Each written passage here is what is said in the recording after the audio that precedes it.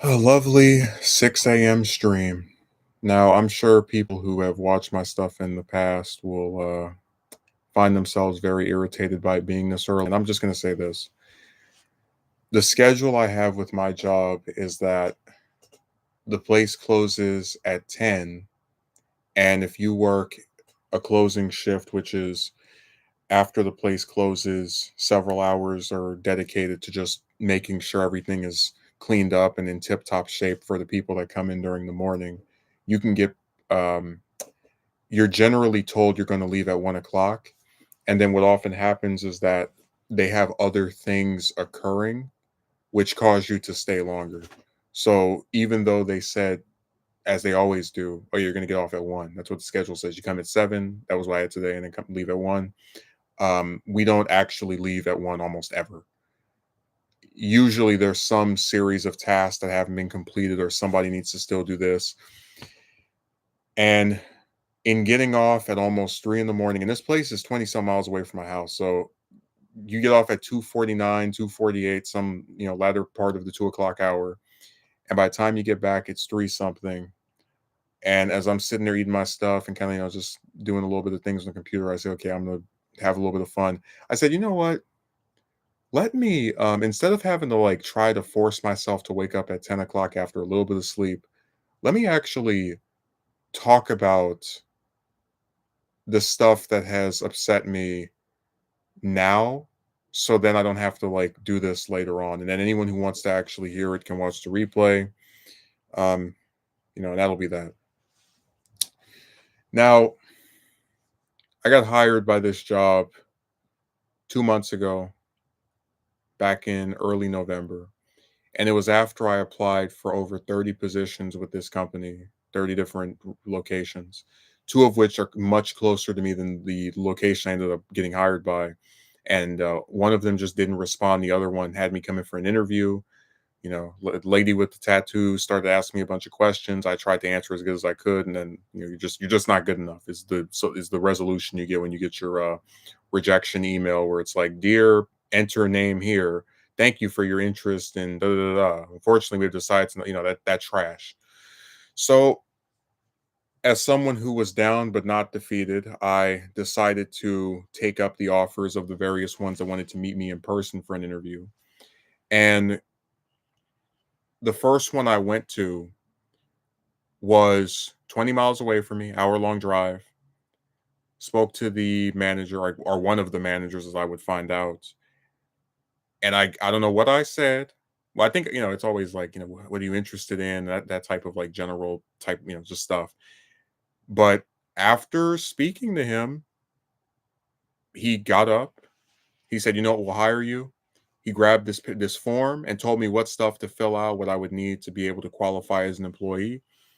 And part of me got excited. The other part, because we've been down this rabbit hole before. Although I'll be the first one to admit, I can't think of any other instance where someone hired me on the spot. Like usually, you get through the interview and then you get a call later in the week or the day after. Hey, we decided to hire you. That's how I've seen it happen. So this was the first instance where I performed so well, quote unquote, as to get hired. Just like that.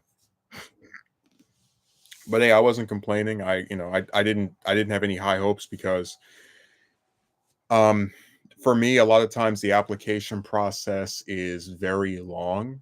It's very tedious. It's something where it's like if you get hired, for example,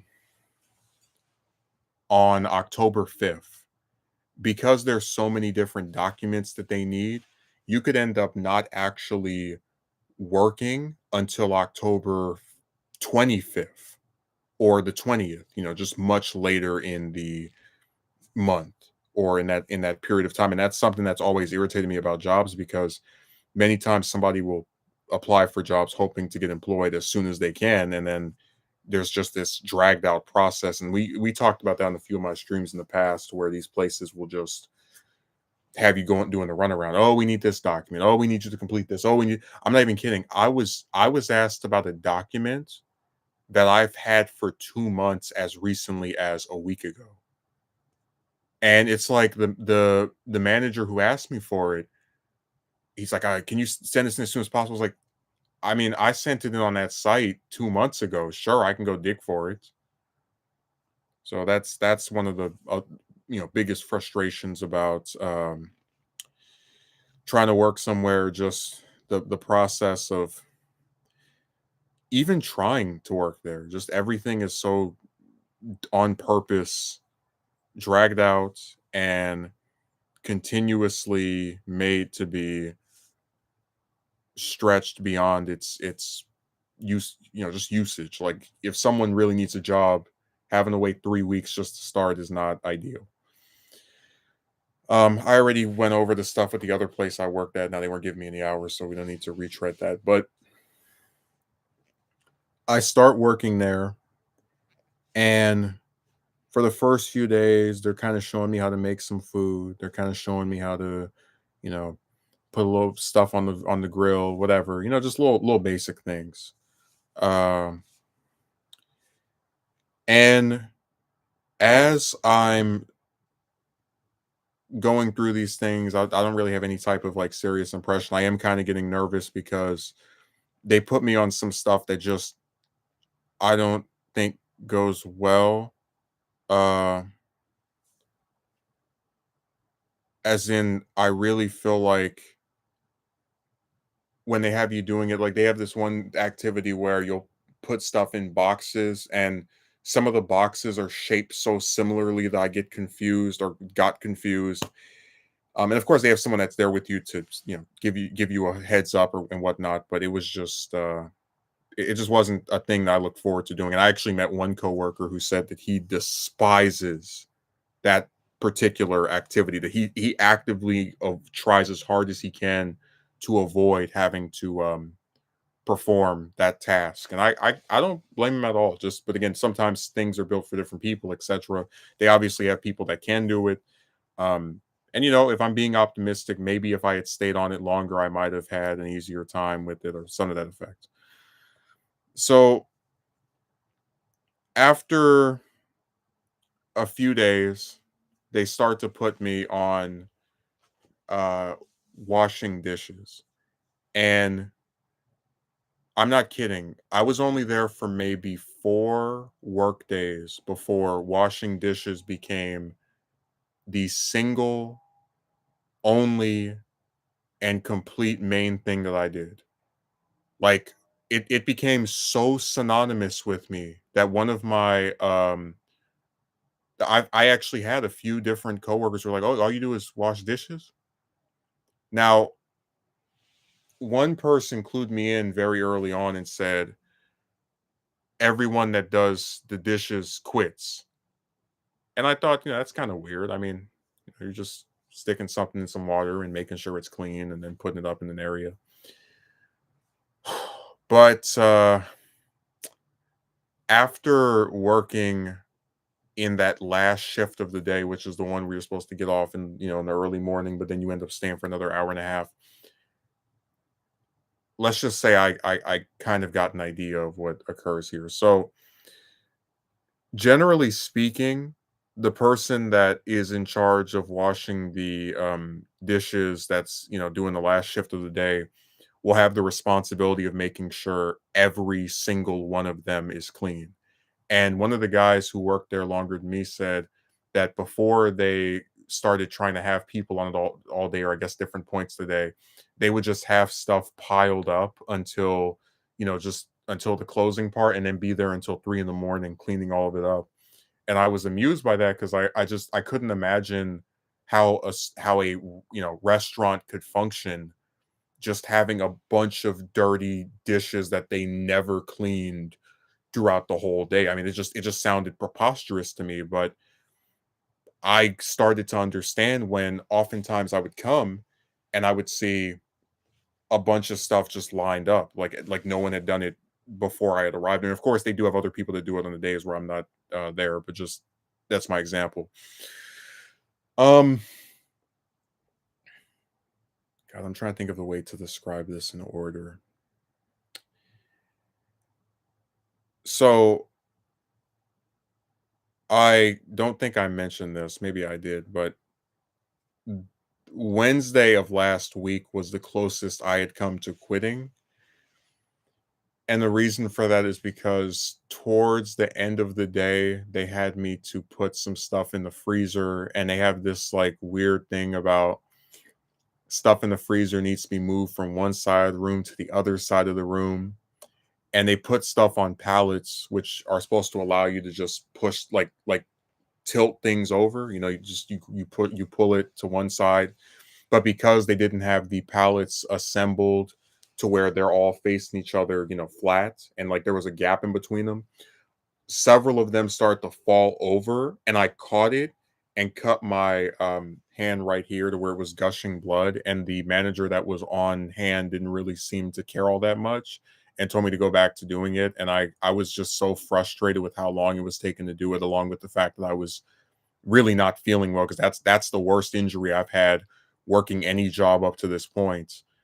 Like I've had scrapes, but to where like a whole slab of skin is cut off and blood is gushing. It made me physically ill to just even look at it. Um, so this Wednesday of last week was worst shift I had had up to that point. First time I felt like quitting the entire time work, because before that I said, okay, this isn't going as well as I'd like because whatever, but I'm still going to try. Um, Even though there are general patterns that started to emerge. And then we get to today. Now, before we get into today, let me just paint a picture here. A lot of the employees at this place are young. Some of them are as young as 16, 17. And I have not in the past knowingly worked with minors. Because I mean I didn't start working until I was an adult, so whatever. But I I started to kind of piece together, maybe this is part of the reason why I'm so frustrated. There is a guy, and we're gonna call him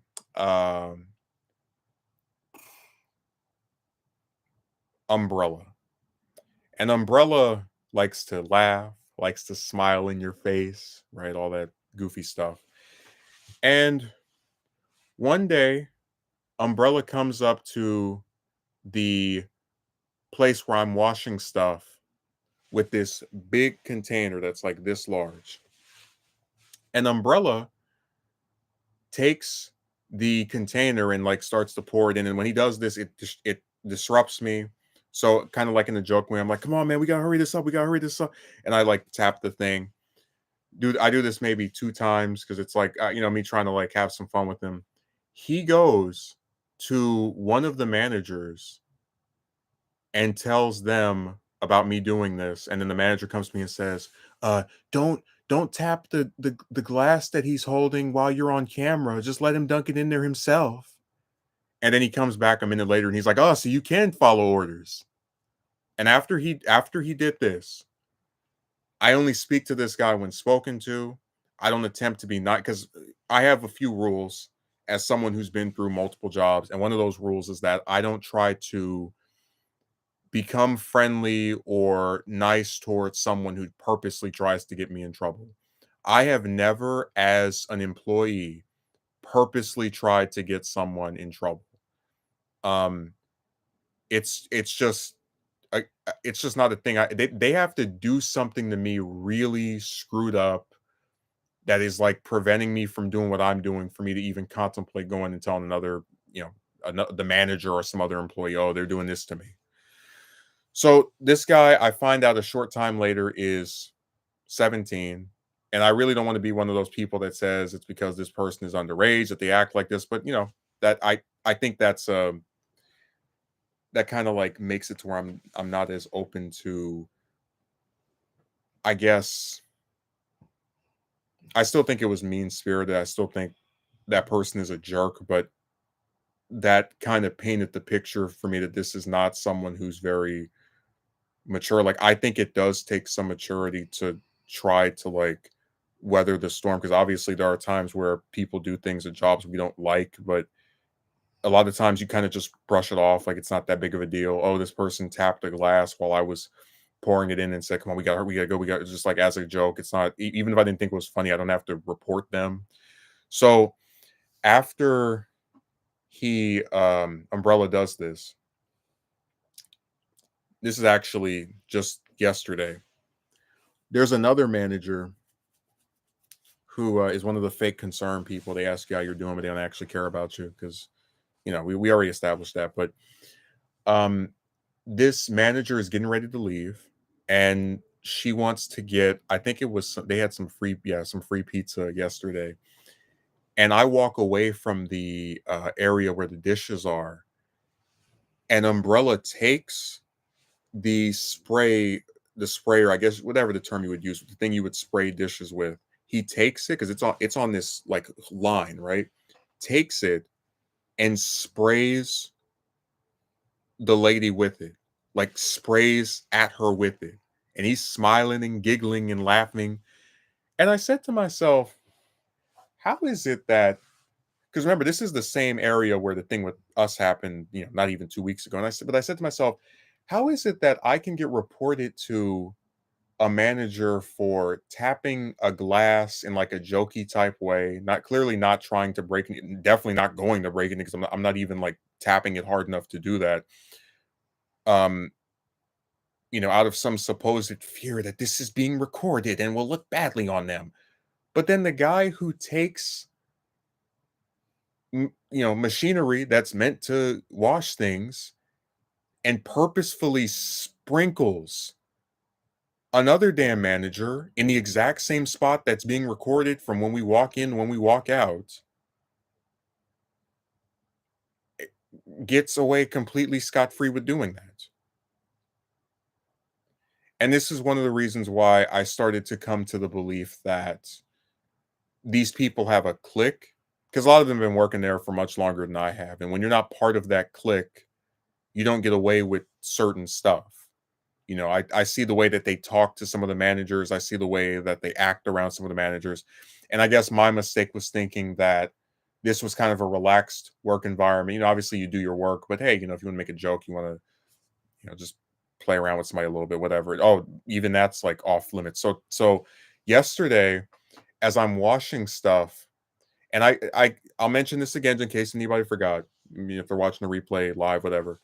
When you wash things as the person who's closing, you have to wash every single dish, everything. Um, if they find something that you were supposed to wash but didn't wash, they will come and tell you, "Hey, you need to wash this. You still have this left. This was hidden under here, etc., etc." And that does happen a lot where they have stuff that um, gets hidden because somebody tucked it under a wall or just different and it's not, I don't think most of it's malicious. It's just sometimes when there's so much stuff, things can get out of sight.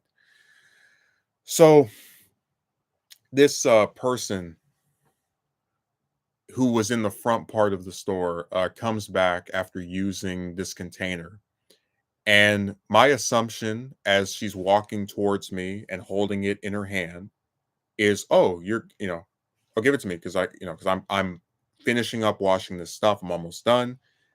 And as I reach for it, 'cause she's walking towards me, she starts to pull it back. I'm like, hey, give it to me. I'm about to wash. I'm trying to wash this stuff. Oh, it's already washed. Like, no, you just used it. Let me wash it. "Oh, it's already washed. And then it's so denies my request to wash this, and then knocks on the manager's same manager as the one that the that Umbrella used, as I stated earlier, and tells them he tried to take the dish away from me.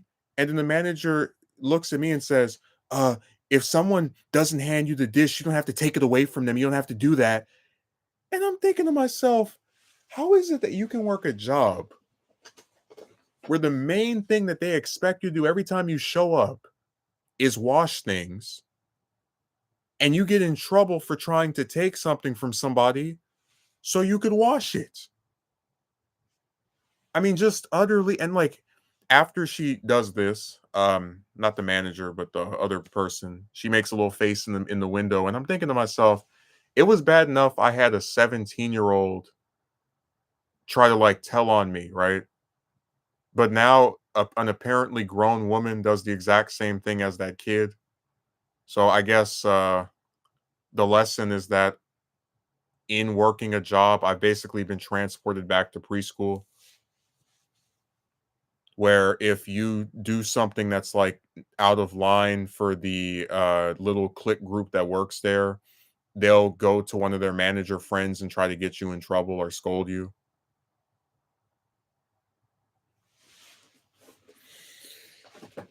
And I'm the kind of person where I really thought when I was backed into a corner, and I still am to some extent backed into that corner. But I thought as someone who is backed into a corner, oftentimes is afraid that when they work a job, they're going to get rid of you no matter what you do. You're just screwed. You're doomed. I thought I could put up with almost anything. And look, if that by itself was all that happened, maybe I could let it slide. But I guess I look at it like this: I don't consider someone trying to, have a little bit of fun, whatever, enough for someone to report them to a manager, and then someone trying to wash something enough for someone to report them to a manager. And so I look at it as, okay, well, it seems like the people that work here have this desire to basically get anyone who's not part of their group in trouble over anything. And I just don't need that hanging over my head. Almost felt like telling that manager, if you're gonna get rid of me, get rid of me. Don't have any preamble, don't do any scolding. No, just if I'm so bad, get rid of me. Trust me, I sure wouldn't mind not having to drive 2 hours just to work somewhere. It's supposed to be an hour, but traffic makes it take longer. So let me get into some of the other stuff that drives me nuts about this position. And we're gonna talk about equal pay. Now, I'm the kind of person who believes that people should be paid if they're doing the same amount of work. Um, this is a position where it's kind of nebulous, right? When you start working there, there's not like a specific thing that I guess I would say that they have you to do as far as, oh yeah, when you start here, you're going to be doing this, and then sometimes you do that. It's not really defined up front, in my opinion. Um, what I thought was comedic was that after probably a few, maybe a week, they started to have me go on these instances where they team you up with somebody else to take out the trash. Now, taking out trash is not something I'm new to at all. Um, that other place I worked for a little bit had me take out the trash. Not that only once though. And then the place I was with late the year before last. So last job I had before this one would have me take out the trash too. Although in case of them, it was actually kind of easier because you had a trash can, and you were mostly just taking out a bunch of smaller trash bags across the whole building that you would then bring down to the last floor and dump from there. In this case, you're taking all of the trash from within the front and back of the restaurant and lifting it up into these high trash containers that are across from the restaurant, like where people drive in front when they want to go through the drive-through, for example. And after doing this about 6, 7, 8 times, I started picking up on patterns, which is that it must have been maybe the same 5 or 6 people I was doing this with, and they had a lot of things in common. They was all men. They were all relatively tall, of some, larger build than the little munchkins they have in the building. And I said to myself, how is it that actually no, I'm not even gonna say that yet. Let me so go further. So this stuff is kind of heavy a lot of times because we're talking about a bunch of food that's just in bags and just trash from the whole building, all piled up in the back of the store. Sometimes I can't even close the door because there's just so much stuff. So I do this several times. Again, picking up on the pattern that it's always men doing this stuff. And oftentimes I'll ask the person I'm with, "Hey, can we sit down for a second? Because I'm kind of getting a little faded. Some of the stuff is so heavy that we actually have to lift it together. So I'd like to rest for a second." And oftentimes the other person will blow off my request, or maybe just go, because and I always have to comply with them going back in, because if I try to sit out there and rest, they're gonna ask the person who went back inside, "Where's the other person?" I can get in trouble. So I just thought it was crazy that you have to lift things that are so heavy and then not get like even a moment or a minute to just catch your breath. You have to just instantly go back and do this other job, like, that wasn't some strenuous thing. And it's clearly a strenuous thing because they have the same 5 or 6 people doing it over and over. So they have another activity where they want you to take, they call themselves restocking food. And what this entails is you going to the freezer, cold area, and you can't wear a jacket in there unless it's a store one, which, figure out how that makes sense. So you go in this cold area and you grab five. I always grab five because they sometimes have too much stuff in there, but supposed to grab 6 boxes of food. And man, these boxes are the size of my torso. They are large. Each one of them, I would say, is, and they know they're heavy. That's why they have the person who takes them and put them on a gurney, one of those little things you can drag. And then after you take on the gurney to the kitchen, you start loading it up in the freezer that's there.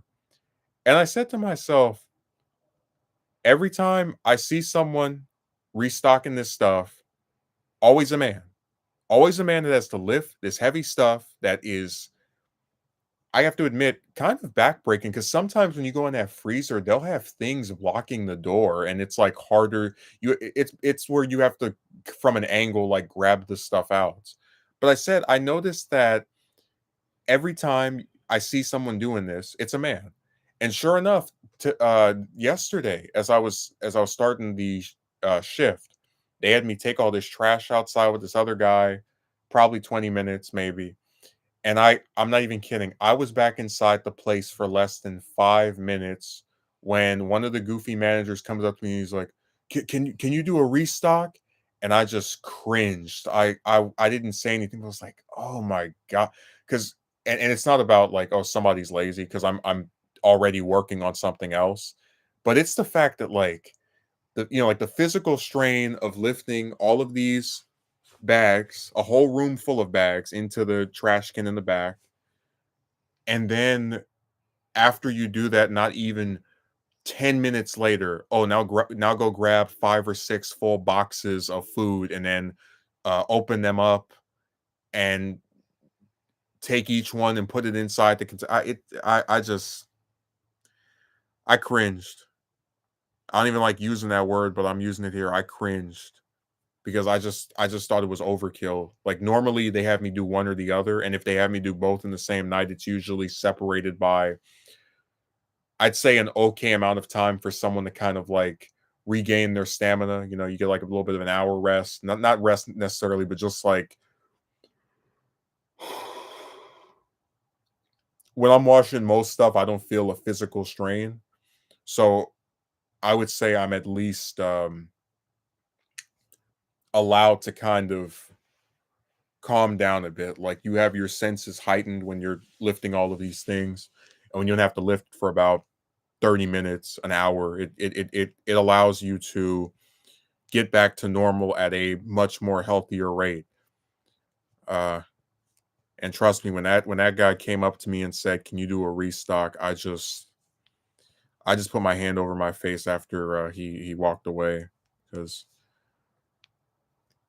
it dawned on me. I said, "I'm not really somebody that they want because I'm like some endearing personality and they enjoy having me around and I do all the stuff that I'm asked to do. I'm basically a person that is there to do things that nobody else wants to do, or can do. And then even when you do the things that other people can't do, they still treat you like trash. Like if I ran a store where only 4 or 5 of the 30 employees can lift stuff and take out the trash, I would let those 4, 5, 6 employees actually rest after they do, at least, get them a minute to catch their breath. You don't even get that.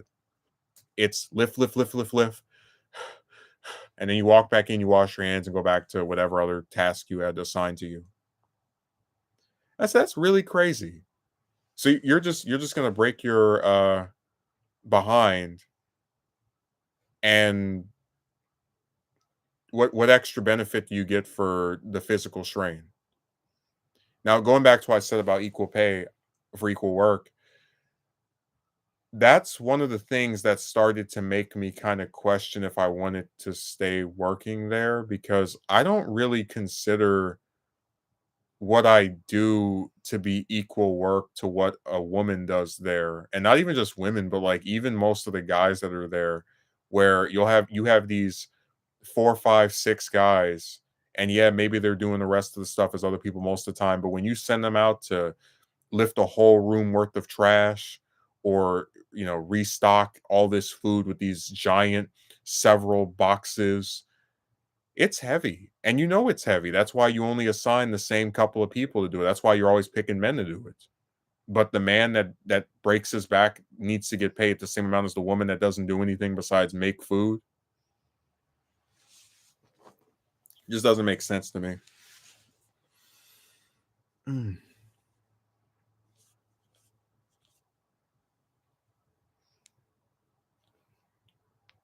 No, I really, as I sat here, couldn't figure out which was worse: getting tattletaled on like I was in preschool, or having this physical strain that is becoming more and more recurring. Like, I've actually had several days where I come up there and the first thing they say is, "Oh, you're going to go and take out the trash."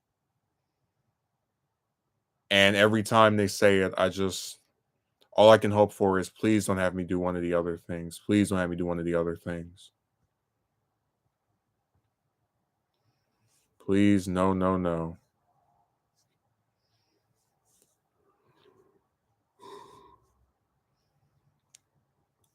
And of course, let's not forget their favorite sin, where they tell you that you're going to get off at you know, 1 in the morning, and then you stay there until almost 3 in the morning. And really, there's a lot of factors that go into that. One is that the place after hours is really understaffed. You might have maybe 5, 6 employees there during those last hours after the place closes. Um, and that's really bad, because if like, for example, if I were to go and use the restroom for 10 minutes, 20 minutes, maybe my stomach is horrible that night, which it has been on a few occasions. That means every task I was doing is just going to sit there. It's like, and in that instance, it's not because the other employees are lazy. It's just because they're doing their own stuff, and we're being divided up in such a way that if one of us is incapacitated, has to go do something, then it's all just going to get delayed.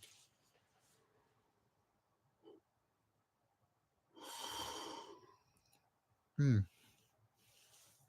I'm telling you, I thought it was the craziest thing to try and like get up at 10 in the morning after getting off at 3 in the morning, and I just said, forget it. Now, if I got off at 2, maybe it would have been easier, right? But that's not the hand of cards I was dealt. Well, technically, I did get off at 2, but it was 3 o'clock by the time I got back, because it was so late. It's like almost 3 in the morning when you get off. Just like one of the schemes they like to play is that they used to have me come at 5 and then get off at 1. They started doing it to where to where normally I come at 6 and get off, and I'm scheduled to get off at 1. And the reason they do this is so if they keep you an extra hour for any reason, they don't have to pay you more money. So like if you're there from 5 to 3 and those 10 hours, they're gonna have to pay you, because it's longer than that 30 minute unpaid break. But if you're there from 6 to 1, then it's just considered normal hours, even if you get, a little tiny bit of extra money for being there after hours. See how wonderful these companies are? They will do anything to get out of paying people. It's really sad. I see why we live in the era that we do where, I did this news story and it's something that people have known for a while. I was just happy that I got the number, but like how most Americans can afford $1,000 emergency. Because a lot of times you can't even get 500 a week because so many of these jobs are looking for any way they can to pinch pennies and not have a person a full, 40 hours a week. I haven't had 40 hours a week since last year. With this place, I usually get about 20 something. So it's like closer to 40 than 10 than, like zero, for example, but it still isn't something I really enjoy all that much. But yeah, I just wanted to vent because it's hard doing something you don't really enjoy for a living. Like I know we're all, money's the big deal and that's like the most important thing for people, but I guess I look at it like this. I try so hard when I'm doing almost anything to have a decent time. Like I've gone to that job and even after having bad things happening, whether it's on this site or with, some other situation, I try to smile. I try to, make some jokes because I don't want to be miserable. I don't want to sit around and like every day just go, yeah, well, going back to this job, I'm gonna see these people I despise. I don't despise most of them, or it's just I don't like a few people, but it's like I don't want to create my own version of the mundane existence where you just sit there and you're like miserable and despondent and angry and frustrated. Like I've always looked at any of these positions I've worked as stepping stones. Like I don't intend to stay with any of these jobs for more than maybe 3 years. So when you just become convinced that every time you show up, time to start this job again, I don't, it just drains the life out of you. Like you just feel so dejected from any optimism about anything. So I call it the mundane existence because you're not convinced. Oh, this is just thing I do sometimes, whatever. Try to have a little bit of fun here while I do this thing I'd rather not be doing. But I still get to try and have a try and entertain myself. I should say. But man, when I have coworkers that are telling on me, trying to get me in trouble, making faces and little snide comments after the manager, decides to play babysitter. And that's another thing I've started noticing where a lot of people are just I don't know what's the word for it. They're like afraid to directly confront someone or say something directly to a person that they're trying to basically throw under the bus. Like I remember when I worked for this company last year for just 1 week, and then the manager that was there terminated my contract. So I'm not didn't fire me, but like rescinded my application or whatever, like just as someone as an agent for this other for this recruiter. And I remember distinctively how I saw that lady that same day, the manager, nothing but highs, no comments about, hey, I want you to improve on it, nothing, right? And I said, well, it looks like these people are just basically like they're afraid. Because if I was a manager and I was thinking of getting rid of somebody, I would say, hey, look, heads up, I'm not really feeling the way you do this, but maybe if you can try to improve in this manner. They don't do that. And they're so scared pissless that they won't even directly talk to you about getting rid of you. Like she had to hide behind the skirt or dress of the other lady.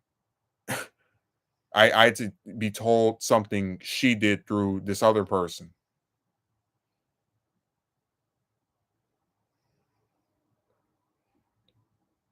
God, they're just I find it interesting. People can climb to leadership positions. I'm a manager of this company. I'm one of the executives over here. But when you ask them to do the most basic, simplistic things like, hey, go and fire this person. Hey, go and tell them that, they're not cutting it by our standard. They can't do it. That's a fascinating pathology. I'm not even a psychiatrist, but I find something so backwards about people that are in leadership positions being too afraid to just tell somebody they don't want them anymore. They have to like use this other person. It's just such a weird contradiction because you would think the person who's in leadership would be able to say, "Oh, hey, look, man, you're." They always have a little stupid phrases. You're a nice guy, but we'd like to move in a different direction, and we don't feel like you're, all that trash. They don't even do that anymore. They just hide behind other people. Just like with all these rejection emails I was getting from the same company before I got hired by the one place. I said it's crazy that they don't even they don't even call you and say, no thank you. You get a generic form letter email that they probably sent to another 100 people, um, that tells you thanks but no thanks. Just like I remember when I went to the interview with the one there was another restaurant they had that was kind of far away from where I lived, and I was and the lady that interviewed me was like, "Oh, we have had over 100 candidates or so. I should just give up." And I said that with like a smile, and she was like, "Oh no, don't give up." And I was like thinking to myself, "This is a complete waste of time. There's no way in hell they're going to pick me over 100 other people." It's just like when I went to interview with that bakery where the guy told me they had 4 positions opened and 40 people applying for 'em. It's like I'm not stupid. I don't have this like inflated sense of self-importance. I believe there are things I can do that other people can't, like in a generic sense, like I can maybe draw better than some other people, write better. But that's nothing to these companies. They don't care about any of that. To them, I'm just another number on a wall. And when you're reduced to a number on a wall, unless you have some amazing super duper resume, you're screwed. So that's when I had the epiphany. I said, I, for the last 2 months, have been working a job that nobody wanted because the hours are kind of hit or miss. You get blamed for things that are not your fault, such as how many, of these dishes you have to wash, even though they've had this stuff all day long. Um, and if you're a large person, you're made out to perform physically straining tasks that aren't even you're not even getting paid extra for. You're just breaking yourself for the sake of, getting that little buck or whatever. It's crazy. I haven't seen this guy in so long. Uh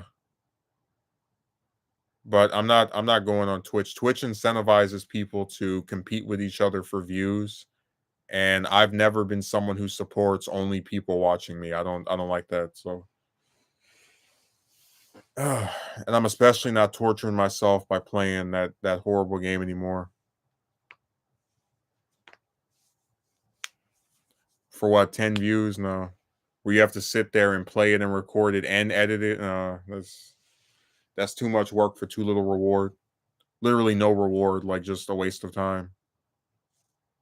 I made a whole bunch of those and it stayed at like a few hundred views. It's nothing.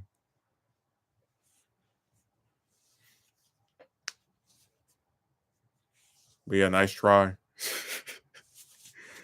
Man, people and their advice, like I remember that one guy, he was like, "Oh, start a gaming channel." I was like, "I don't even play games anymore." What's the other one? Get a better camera. And this background's like, I'm gonna go and buy a green screen and make thumbnails and all this. Like it's stupid. That's why I said people want you to take this site as seriously as you would a job, and it's like, I mean, 1 week of working at the actual job I have is more money than I make on this site in the whole year. So there's no incentive to do all that stuff. Are there any jobs that interest me? I mean, I took this one out of pure desperation. If you go 11 months without any employment, And then there's a place that's like, "Oh, yeah, we'll hire you." Before the interview's even over, you're like, "Hey, sign me up." No, but I definitely wouldn't leave this one until I was able to secure myself somewhere else, like, until I've been hired by somebody else. Uh, I'm not gonna cut the umbilical cord just yet, but trust me, I'm getting closer and closer to it. Man, the sun comes out so early.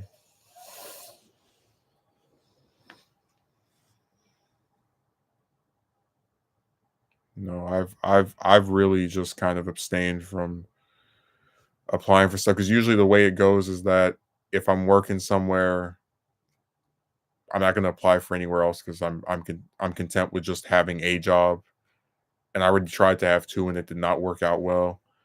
Um, but again, it's really just whatever comes, comes. It's first come, first serve. I saw this one place at some convenience store, and I was like, really, I didn't pay much attention to the signs because I felt like whatever, when that happened, like I just kind you just kind of go in somewhere, you don't really think about, oh, they say they're hiring. But if I see that place again, I might take them up on, their, I want to say their offer, but just like, hey, so are you guys still hiring? Are what are the hours, etc. I would absolutely take being in a convenience store over a restaurant. At least there's not 50 different other employees to get mad at you over anything.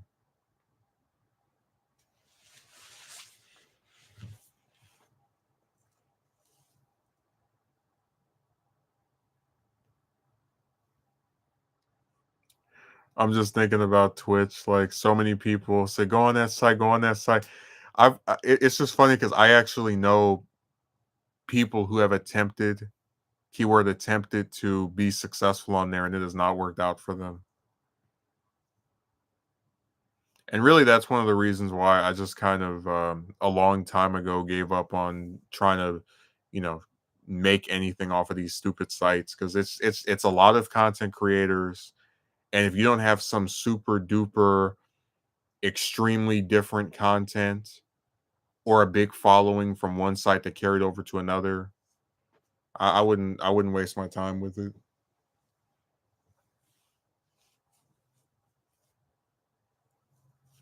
I was saying you had to take it seriously. You mentioned little pay and poor treatment. It was just a suggestion.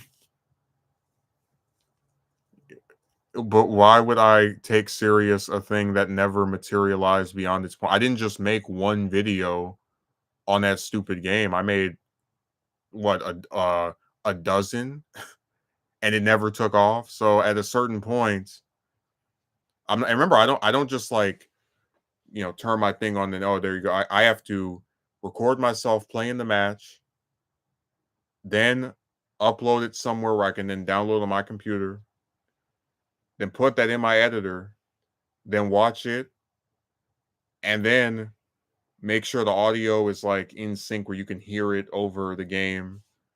That's what I'm saying about how there's no reason to put so much effort into so little reward. Like I do documentaries now because people actually watch them. Part 1, 2,000 views. Part 2, it was like 2.7. Part 3, 2,000 again. Part 4, 1,000 in a month. I'm not going to keep putting effort into stuff that people aren't watching. It doesn't make any sense. So get mad at me all you want, but I'm going to treat this site with a back seat as long as I get less from it than I get in real life. And that is how it has always been. That's how it is going to continue to be. I don't have any more pipe dreams about being some big content creator. That ship sailed very, very long ago.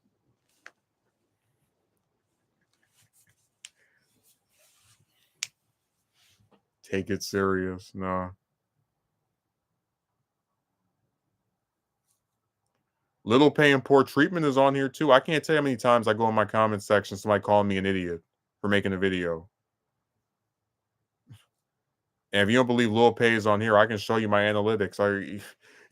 Show you the 3 cents from yesterday, the 2 cents before that. It's nothing. Honestly, the only thing I would invest in for YouTube related, probably if I'm doing a documentary, or books, because they are inexpensive, generally speaking. Um, like if I get another computer, that's just because I felt like getting another one.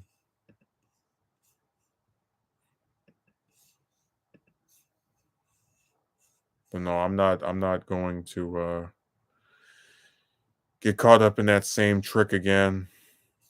Because it's irritating when you actually take the time to make something and you write a script for it, or maybe you just like edit it, and then people don't watch it, and after like a few days it doesn't even exist anymore. Nobody's talking about it, nobody's viewing it. You just get sick of it. You're like, why did I even waste my time with this?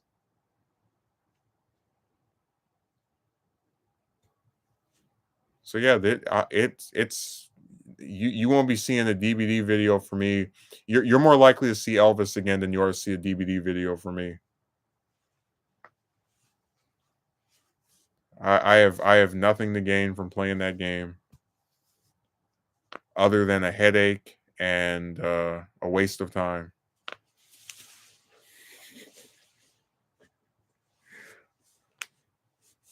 It's funny. One of my managers actually really likes that game. He only plays a survivor though, so I said to him that's why. Try playing as killer, and we'll see how fun the game is when they all have 4 toolboxes and uh, have their little sweat squad thing where in 2 minutes they do 3 generators. Then we'll see how fun the game is. Just trash.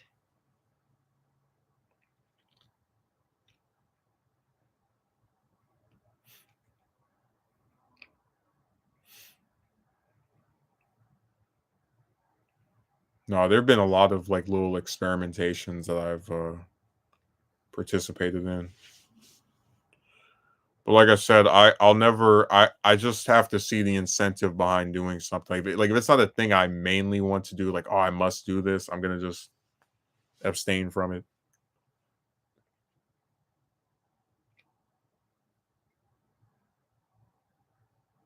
God, this lady.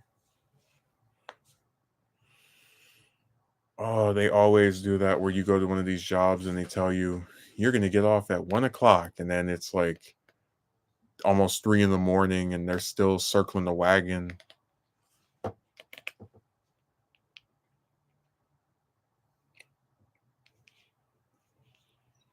No, when they showed me that I was coming at 7, I said, "Oh, that's why. So they can keep me for hours, like past when I was supposed to go, and it still wouldn't be overtime. They have you come in so late as to not have to pay you more.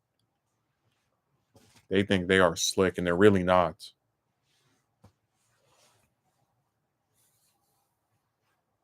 To me, that's the funniest part. They're like sitting in their little evil lair. We're gonna give this person barely any hours, and they'll never know the wiser. It's like, no, we actually do know. We've seen people do this before.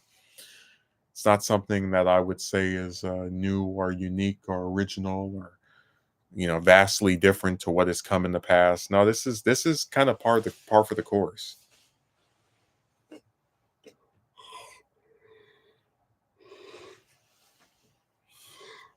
Mm, mm.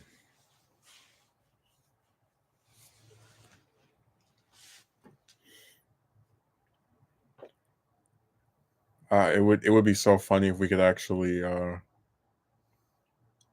because I wouldn't risk trying to record anything in there, but to watch employees act like animals, just they joke with each other, they swear a lot, more than any job I've had in the past. And what are they trying to get you over? Oh, you tapped somebody's thing like glass while they were pouring out this big container, or you tried to take a dish from someone so you could wash it as the dishwasher. Tony, I never even like I said this as a joke, but I really do live in the Twilight Zone. It gets confirmed every single day. Like, there's so much weird stuff just happening. It's like, oh yeah, this is totally normal. People get in trouble for washing dishes and trying to make sure everything is clean because that's their job. Yeah, that's definitely not a weird thing at all to try to scold somebody over. Just let them give it to you. You have to try to take it from them. Like that's what that. I remember my friend. He had the interview. They asked him, "What do you think of Justin's new job?" He said, "They're going to take it from him again." And then you see that giant hand. Every month, it progresses, and until eventually reaches the job and just snatches it away. Mm. Well, I know that you like to talk and vent on here, so I meant if you build a gaming or if I build a gaming PC, you can talk in real time while playing a game without editing by using OBS Studio. Yeah, but that still is another investment that has no guarantee of paying off. Like, there are a lot of people who enjoy playing games just for fun. I don't really enjoy playing DVD just for fun. I haven't played that game probably in 5 months, 6 months. It was at some point last year, after they did their stupid update where they deleted a bunch of characters and in favor of better looking graphics, quote unquote. So that was actually one of the reasons why I would play the mobile version because I didn't have to go and make some big investment buying a whole separate computer just to play this game.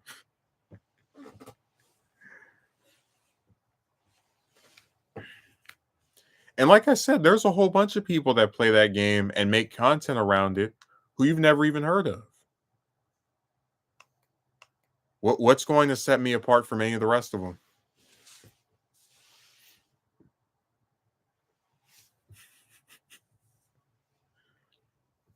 It is fun playing with the camera a little bit.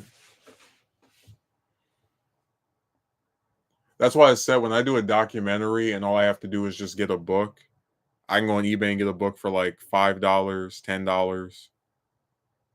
But to have to like build a gaming PC, I just don't think it's a worthy investment. I've seen plenty of people who've tried to make it on this site, arguably myself included, not succeed, and I just can't invest in something like that that isn't a safe bet of paying off.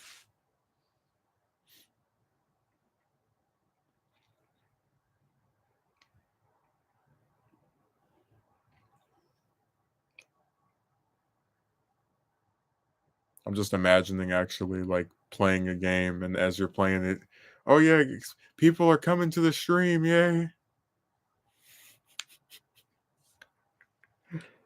Dude, I remember there was this one stream I did where I was talking about. I think it might have been. I can't remember what the exact topic. It might have been the job stuff, but it was after I got hired by the place I'm currently with.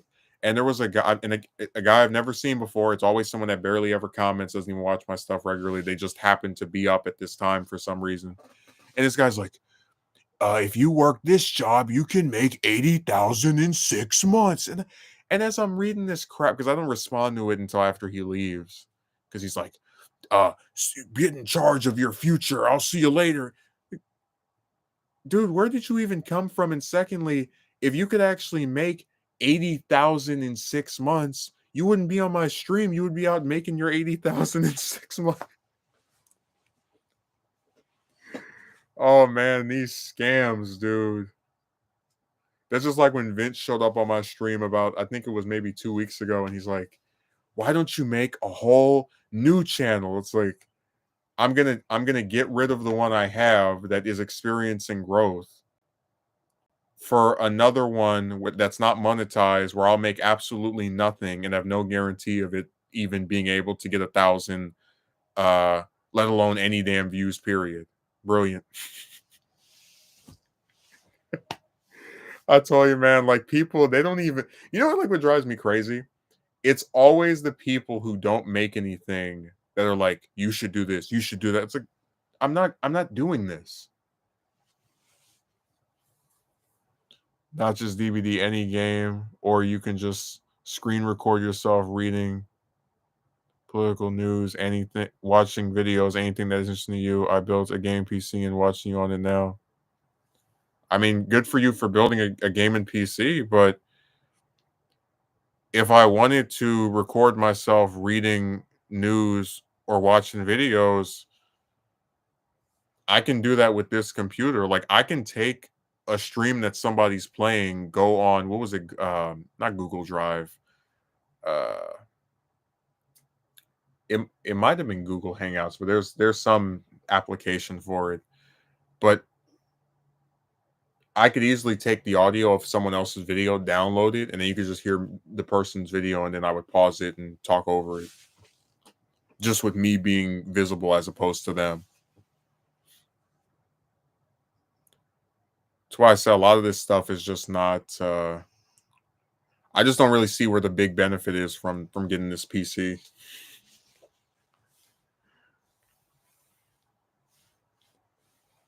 I'm just imagining too, like, because I remember I did get a PC last year that somebody else broke. Not gonna say who it was. It was not me, and I was very upset. And I remember I downloaded DVD and like it was so slow, and I thought this is weird because when I play other like newer games like Fighters and Xenoverse 2 and what's that one Naruto game? I'm forgetting its name, but it's like I would play this other stuff and it all worked perfectly fine. I said, "Well, hell, I'm glad I didn't get this just to play DVD. Otherwise, I'd be very pissed off." And these are all new games. It's not even like, oh, you're playing, you know, Mario on the NES or something. We're talking about stuff that all came out in like the last 5 or 6 years. So when everything else is working except DVD, then I'm looking at DVD and not my technology. I played like two, maybe three matches on there, and that was stupid. You can't even move.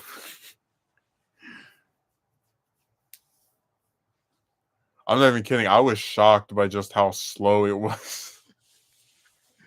I said, "Really? That's the speed that we paid for?" At least when I play mobile, it doesn't do like mobile has a lot of problems, but internet connection for me has been pretty decent over the last year. But a PC version, throw it in the trash.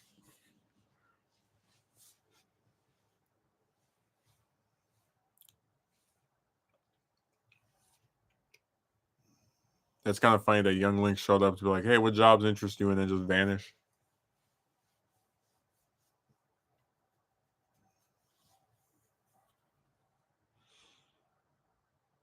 Man, I remember this one guy.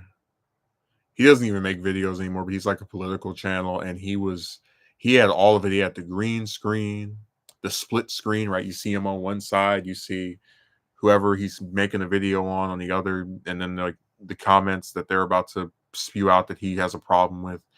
And even in doing all of that, he still couldn't make it past maybe a few thousand subs.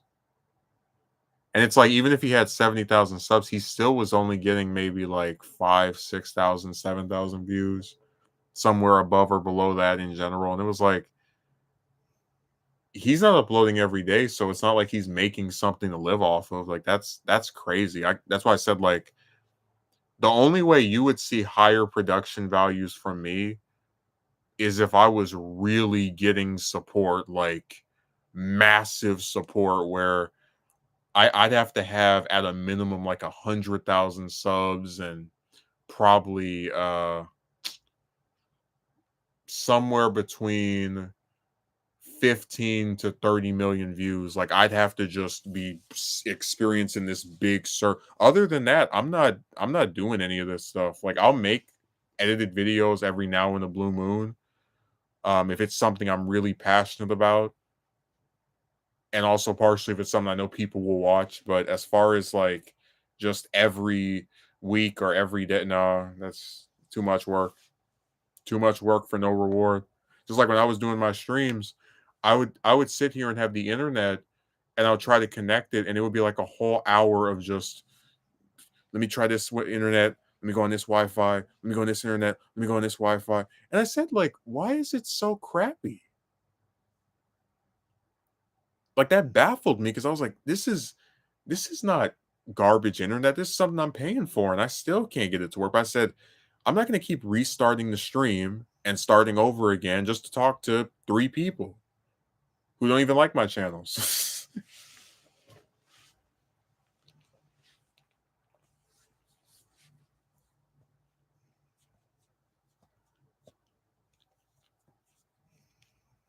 I remember that one guy was like, "Oh, you're so cynical." I said, "I look at data.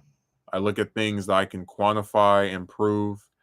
And it is factual that I have seen a slight subscriber boost, but it certainly isn't enough for me to be like, "Oh yeah, time to invest in this site." No, I would need a big, giant, huge increase for me to even remotely consider that. Like if I ever received weekly checks from this site, not well, probably wouldn't be weekly to do it by month, but like if I were able to get checks from this site that were 4 digits each month, then you would start seeing me go, oh damn, we need to get on this because people are wanting out. But until then, good old Mac camera, and again, maybe every now and again I'll edit something, but that's it. The chicken can't come before the egg, and the egg has to be people actually supporting the person. Let me see if I can get some actual sunlight in here.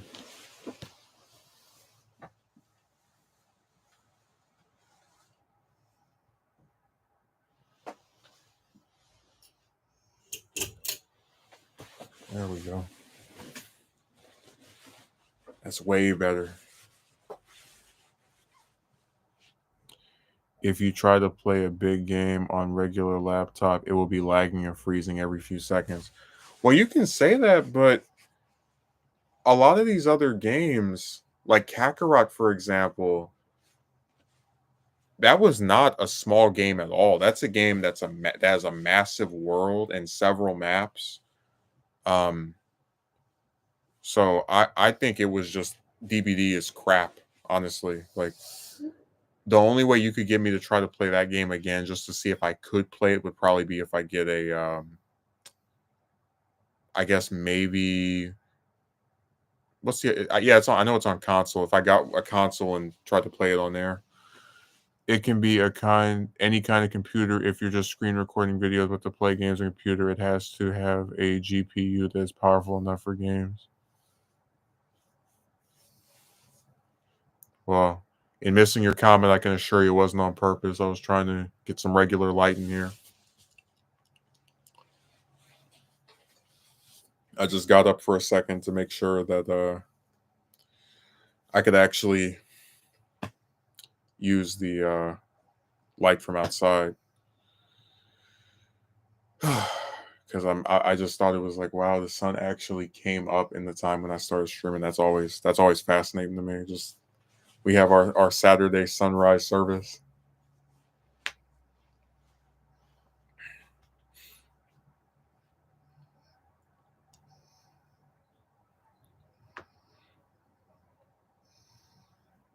No,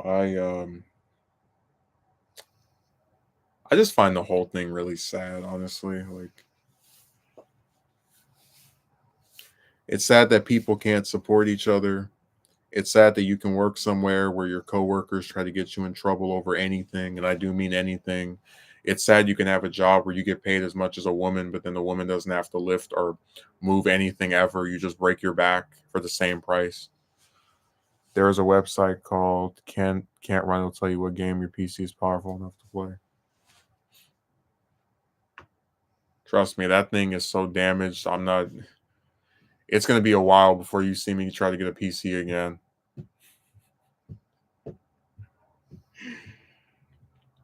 Man, that was the scandal of last year. I was so pissed. That's actually the first time anyone else has ever broken or like damaged like a device of mine. Like I've never had that problem before. So it was quite irritating.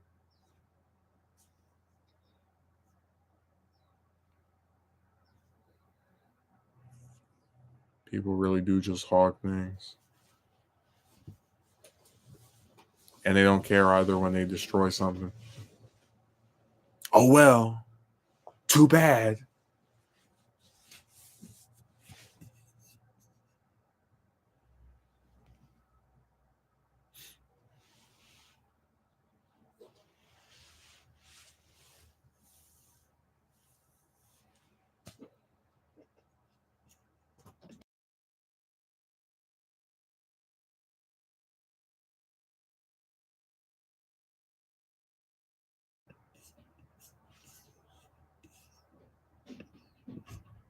Let's see what this thing is.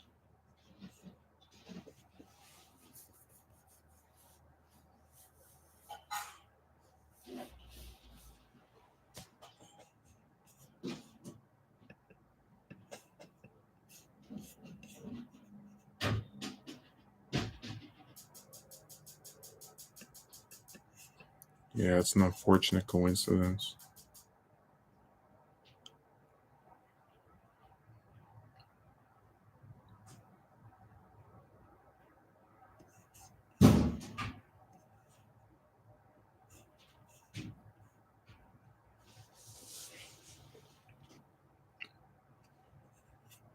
No, I'm never gonna forgive Young Link. He just comes and asks a question and jumps ship.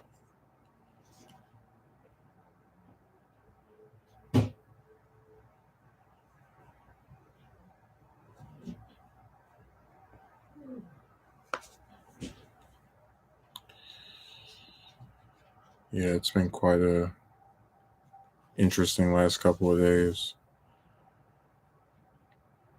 It's funny because it's like I kept predicting they were gonna get rid of me, just because that's what these places do. And I maintain that I think it's better to have a suspicion about it so that if it happens, you're not entirely surprised. Like a lot of places do try to get you to become comfortable with them. And I think that's done on purpose so that they can like feign, like concern for you when they're like, "Hey, we're thinking of letting you go." Da, da, da. But I never let my guard down to the point of just, "Oh man, I'm so shocked." No, this is what they do. Now this one hasn't done it yet, but anytime they start expressing their dissatisfaction, I feel like that's them inching in that direction because you can get fired over anything. I know that.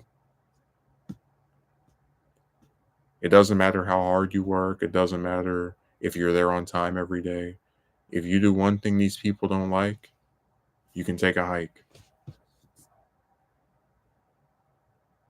And it's sad too because like I always had so much sympathy for the manager at the retailer I worked for about a month, almost 2 years ago, because when she called me in and then fired me, it was a decision that wasn't made by her, and she was talking about how the higher ups do this to people, and it's like not productive, and she's frustrated and whatnot. And I was irritated myself because it was like all the days of sitting up at that place, taking all these orders, trying to get used to this stuff.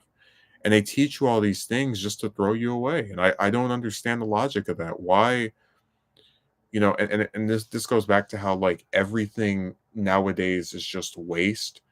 Why spend so much time showing a person how to do something if you're just going to cut them a loose after what, 4 weeks, 3 weeks? Like I could never imagine if I'm, let's say, running a pizza place, I'm going to show somebody all the different toppings, where the security camera is, how to get in the building, what to press if somebody breaks in, what types of buttons to press on the cash register, all this different stuff. And it's like I'm going to just get rid of you in 14 days or 21 days or 28 days. Like why?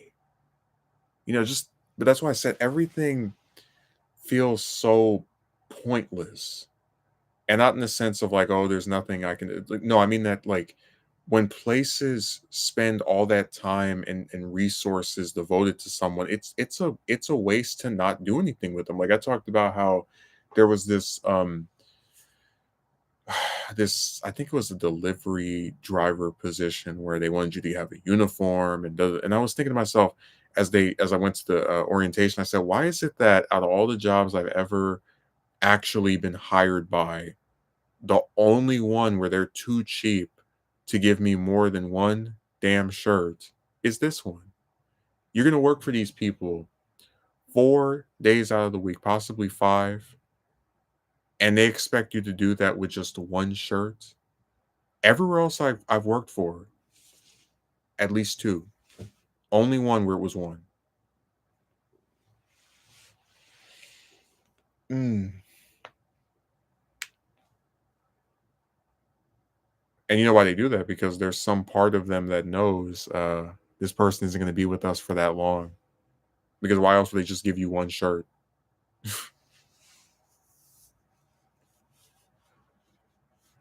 Also, I guess we can get into this because you know, what stream would not be complete without some romance conversation. So there is this one coworker I have who I speak to. I'm pretty cordial with. Um, and this guy comes up to me and he said he doesn't do it like it's some kind of confrontational way, but he says, "Oh, I saw you flirting with this person." I'm like, "Huh?" Because and I've pledged this before. I don't ask them out. When I go places and see one that I think looks nice, I don't bother them. Have nothing to do with these people at all. So I say to him, "What do you define as flirting?" Game recognizes game. And I find this so obnoxious because it's like if I were to say that someone was flirting with another person, hey, maybe they're spending a lot of time together, they're like touching each other. These are things you could specifically say, okay, this is what makes me believe you and you like this person in a romantic way. Um, of course, I do not. Um, but he goes with this narrative, and I was thinking to myself, isn't it sad that if you work somewhere because like I said, besides the fact that I'm just not interested in her in that manner, I would never be dumb enough to try and have a relationship with someone I work with because pretty much every single 9 to 5 regular job is against it. So when you decide to embark on that path, you're basically going down a suicide mission. This guy actually came up to me not even 2 weeks ago and he was talking about some woman that was working in the kitchen.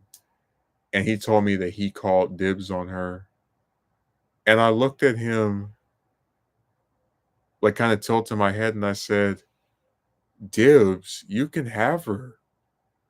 But I guess maybe if I can phrase it in this way, I was so surprised with it because one, it asserts the idea that he thinks I'm interested in this other woman, and I've never even spoken to the lady at all.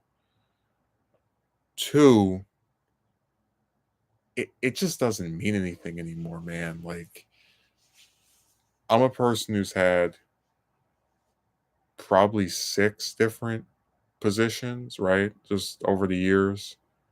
And the thing that they tend to have in common is that there's usually at least a woman that works around me, works with me, works in the same area that looks really nice or I think looks attractive. And it doesn't really register as something that is that big of a deal because we've seen it so often. So, like, for example, I could say there's probably 5, 6, 7 different women that work there that I think look attractive. Sure.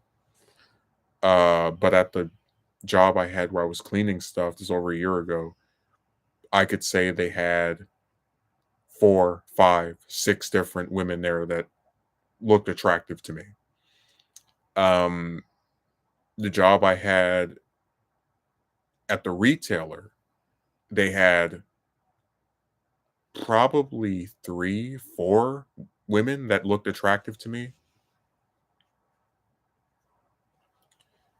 If we're talking about the job from the where I was in that restaurant, I had about 2 or 3 different coworkers that I thought, different chicks that worked there I thought looked pretty nice. But what I'm getting at is it's so funny to hear this guy talk about he's also worked several jobs and to just be so mesmerized by some random lady that he's apparently, for all I know, he's never even spoken to either, which makes it all the more comedic that he's like, I call dibs on her. It's like, dude, nobody cares. Like, I don't pay attention. She doesn't pay attention to me. I don't pay attention to her. Half the time, I don't even notice if she's there or not because we don't like we're nothing to each other. Dibs. So you can go ahead and go down the destructive path of trying to date a coworker. I'm not getting dragged down in there.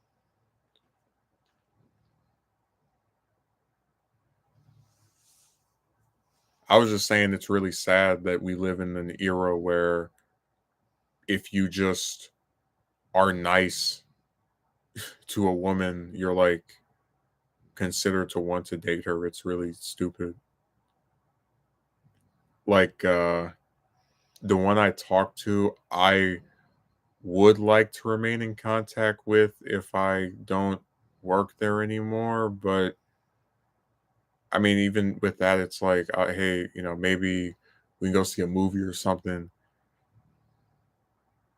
And even in asking that, I feel kind of because I guess what it is that after the thing happened last year with the banana penalty, as I called it, I'm just always like kind of on edge that if you start talking to some woman who you're not romantically interested in, there's going to be this random external force, whether it be a suitor or a boyfriend or whatever, who's like, if you want to speak to me, you have to stop talking to him. And then it will be like, okay, well, I just wasted my time even trying to get to know you. And that's why I said that, like, that thing with her just turned me off from platonic stuff with chicks because, again, like every time you speak to one of them, some random or some, other person accuses you of having a motive that you don't, literally just because of your gender. Evidence be damned.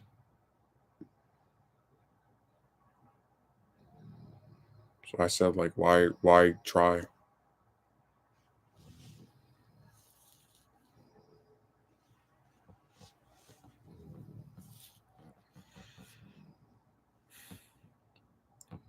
No, it's just irritating that people can't just be friends anymore.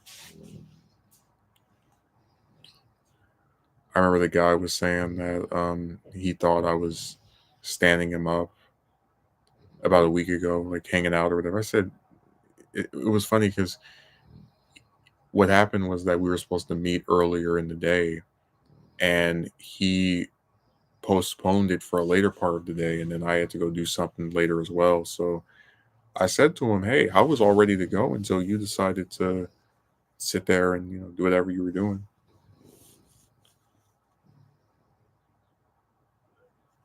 It's just funny because it's like people who postpone or actively don't don't let something happen will be the same ones who are like, "You don't really want to do this, do you?" It's like, no, you're the one that's not receptive here.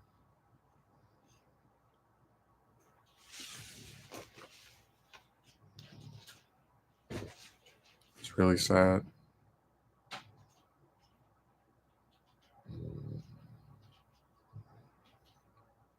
I guess I shouldn't be surprised.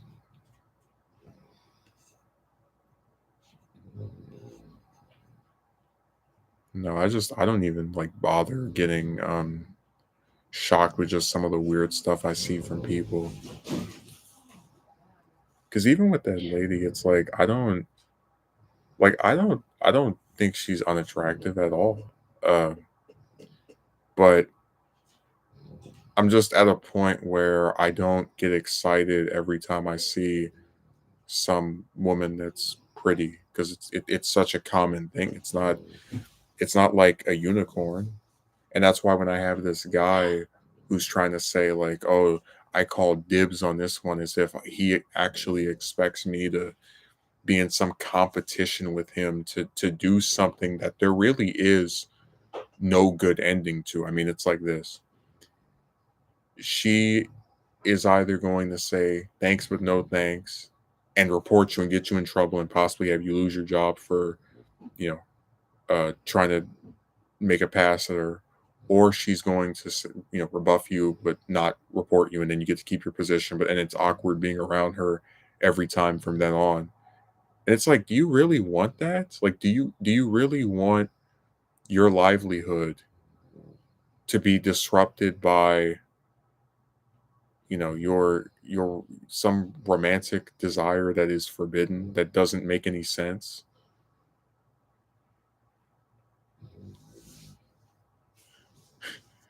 So I said people just they make some strange choices, I'll tell you that. I don't quite understand the logic of it, but I guess I'm not supposed to.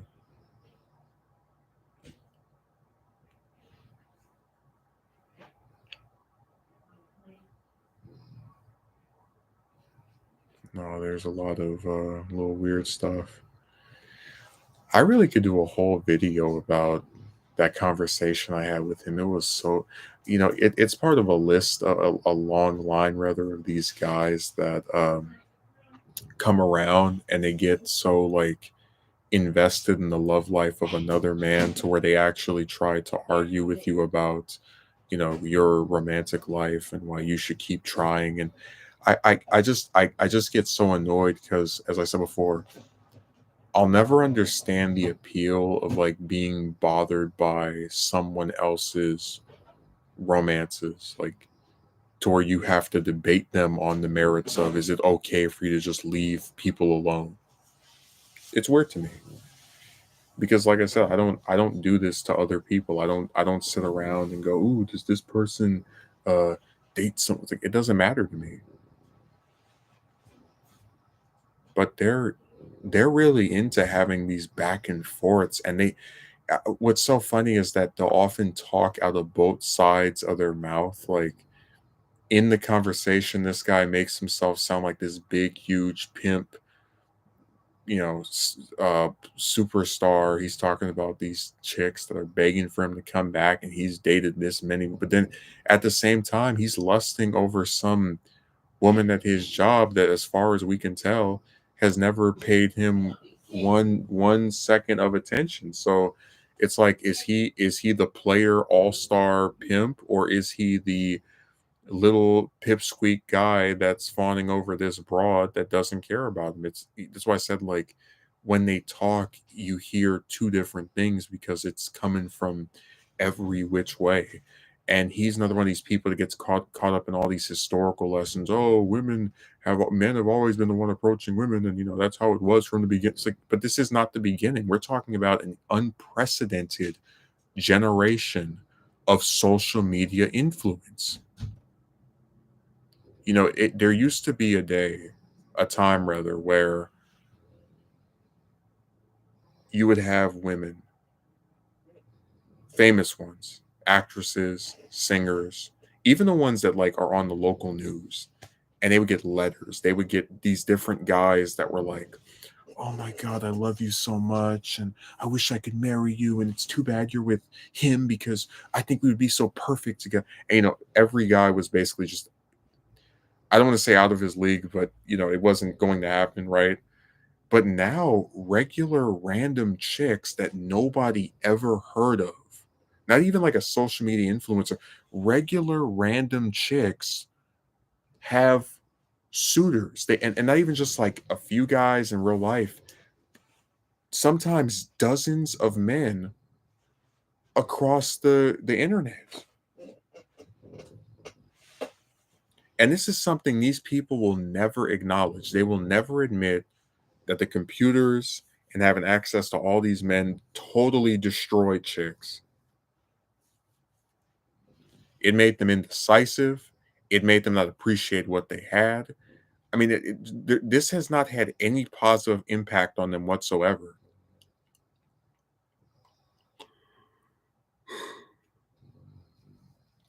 Sometimes when you give somebody too many options, they implode. They just can't pick a thing. God, I hate when I have those conversations with people. And I would say it's more of that same old generic thing. He kind of strikes me as the computer guys, but in real life, because he kept calling me the N word over and over, which I hate.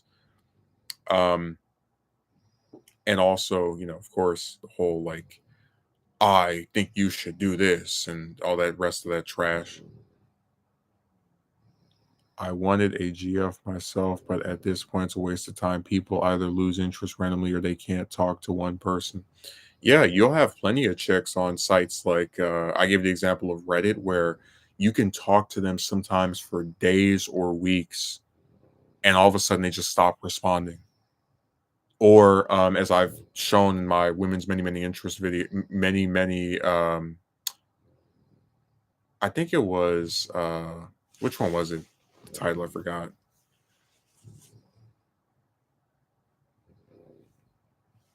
I think it was women's many options. Where I showed in that video that they have a lot of guys, like a bunch of guys, mountains of guys. So many men.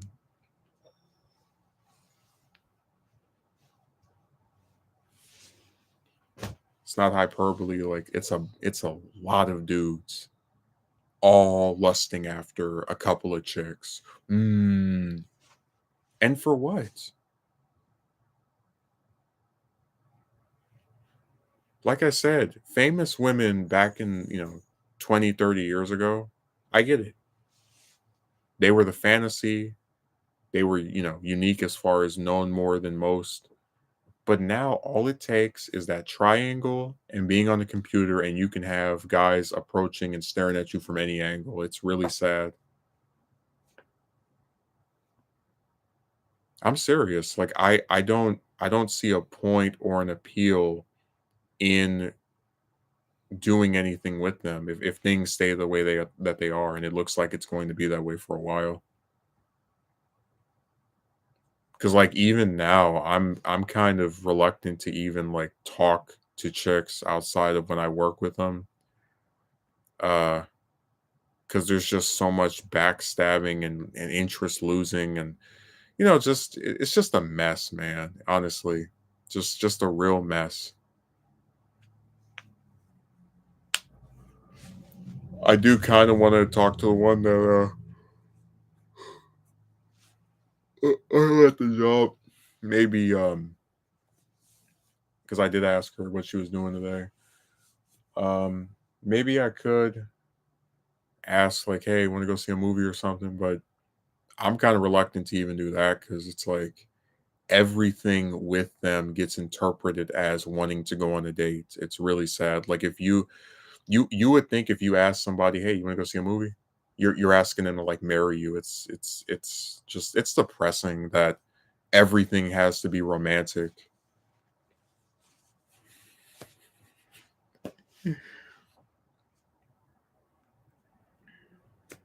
Especially when I abandon those prospects.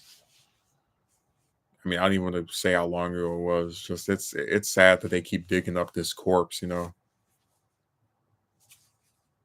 When that guy said I had the height for it, I just rolled my eyes. Like so much analyzing of men. You're not focused on yourself. How the hell do you know that?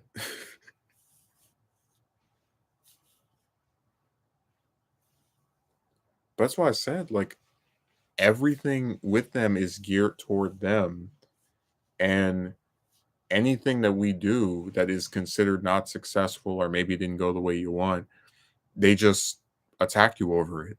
And that's why I said that when women are reduced to being a vehicle for people who've never met me to like make these pretty nasty assessments of me as a person, I just don't see a purpose in being with them, talking to them, trying to do something with one of them, whether it be romantic or platonic. And I just it's just sad because relationships are supposed to be nice. They're supposed to be enjoyable. You're supposed to actually want to hang out with somebody, actually want to get to know them, have fun when you're around them. I don't feel that way with any woman at this point. Like, I have some I speak to slightly out of professionalism at a job, and then that's it. I really do not have any women I talk to that like with any regularity that aren't like family members, and even that's like a small number. Some people are so good at pretend to like you just to get stuff out of you, you will actually think they are sincere because they do it so much. Oh yeah. Well, that's one of the names of the game that like when these guys start talking about, oh, this man had more than you, like this one of the things the guy said, oh, he if you lost your woman to another man, he just had more than you.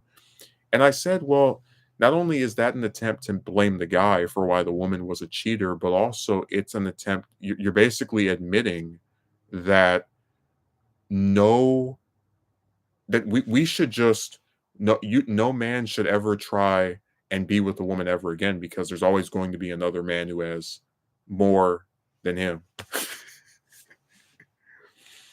Megumi writes, dude just came. I know it's been a while, but seriously, the things you're saying, I agree so much on this stuff. That being said, it's good that you're still employed at that place, man. Hey, don't jinx it. Remember what my friend said? They're going to take it from him again. Now, Megumi, you didn't hear the horror stories from earlier where I was talking about how I have coworkers who act like they're in preschool. They will tell on you for like the stupidest stuff. And the manage and because the manager is like their little pal best buddy, they actually like go along with it. Justin, don't try to grab this dish from this person even though you're supposed to wash all of the dishes. And the last one that told me, which was yesterday, actually made a like ha ha face at me through the window, like after she left. And I said to myself, this is an adult woman who has a kid, and she acts like that. And if you don't know why our generation is screwed, I don't know what to tell you. No, there's a guy I have a yeah, this really happened. What Magumi, my main position is washing dishes because they just had no one that was washing stuff before I came along to actually want to stay on the thing. And I was really desperate when I got hired. So this lady came to me yesterday and she's like holding this dish that she, like this container that she used or something, right? And I'm like, she comes close. So I'm thinking she's going to give it to me. And then she starts like pulling away, like, hey, I got to wash this stuff. I'm almost done. And then she goes, after we have like a little bit of a struggle, I'm like, why can't you just give me this so I can wash it? And, then it'll be clean. She's like, oh, it's already clean. And then goes and knocks on the door and tells the manager that I'm trying to take this out of her hand. And then the manager's like, oh, Justin, don't try to grab things out of the hands of your coworkers. They're going to have you a dish. Just give it, let them hand it. And I'm thinking to myself, I'm literally trying to take this from this person so I can clean it. That's my job. But yeah, there was I was saying before you came that there was a guy who he was pouring some stuff in one of the sinks, and I was like, I call myself joking with him. I was like, "Come on, man, we gotta hurry up, we gotta hurry up." And I like tap the thing as he's pouring it. I'm not like pushing out his hand or anything, but like as he's pouring it, I'm like, "Come on, we gotta go, we gotta hurry up." And I'm saying, kind of like a jokey tone. I do this 2 times, and he goes and tells that same man. This is like 2 weeks ago, right? Tells that same manager, "Oh my god, he's hitting the thing and it's stopping me." So the manager addressing her crybaby is like, "Oh, don't hit it while you're on camera because they can see you. Just let him pour it in himself." And then the guy comes back with his little, big goofy grin. It looks like you can follow orders. So I just after that was like done with him. No attempt at speaking to him anymore. Period. Um, and then yesterday, this same guy, I called him Umbrella earlier in the stream, takes like when I go and I'm away from my area, right? And I'm coming back. He takes the hose that you use to spray down dishes and like takes it off its ledge and splashes one of the other managers with it. Like sprays one of the other managers with it. And I said to myself, how is it that it's unprofessional for me to tap a glass as someone is pouring something out because oh we're on camera, we're being recorded. But in that exact same goddamn area, this guy sprays one of the managers with the hose and just gets in no one no manager comes out and reprimands him, no trouble at all, just plot armor. Dude, I'm not even trying to be funny. I am going to make sure that I confront that exact same pear-shaped manager over those discrepancies. I'm going to tell him you how it is favorite. Well, that's what I actually said before, which is that these people have these cliques. Because when I do the dishes, I'm just by myself washing stuff. They have these groups, these cliques, and if you're not part of these cliques that they've had for several months, sometimes several years, you pretty much just get treated like crap. Uh, this is why they can go and tell on you over stupid stuff, and one of them actually does something that is, you know, even more of a flagrant violation than whatever you did. They get completely away with it. And Megumi, you'll also get a kick out of the earlier part where I mentioned that these jobs will pay a man the same amount that they pay a woman, and they will literally have the man breaking his back with all of the manual labor. They will have me almost every day that I'm there taking out trash, and they'll fill up an entire room of trash, and then you get no break. And then right after doing that, they'll tell you some, as they did yesterday. They told me to go and do a restock of some food, and all this food are in boxes that are like this big, like this large, and you have to lift the five or six of them onto a gurney, move that thing over there, open it up, then put all the boxes in one. It's bad, and I've never once in 2 months seen a woman do any of that stuff at all, ever.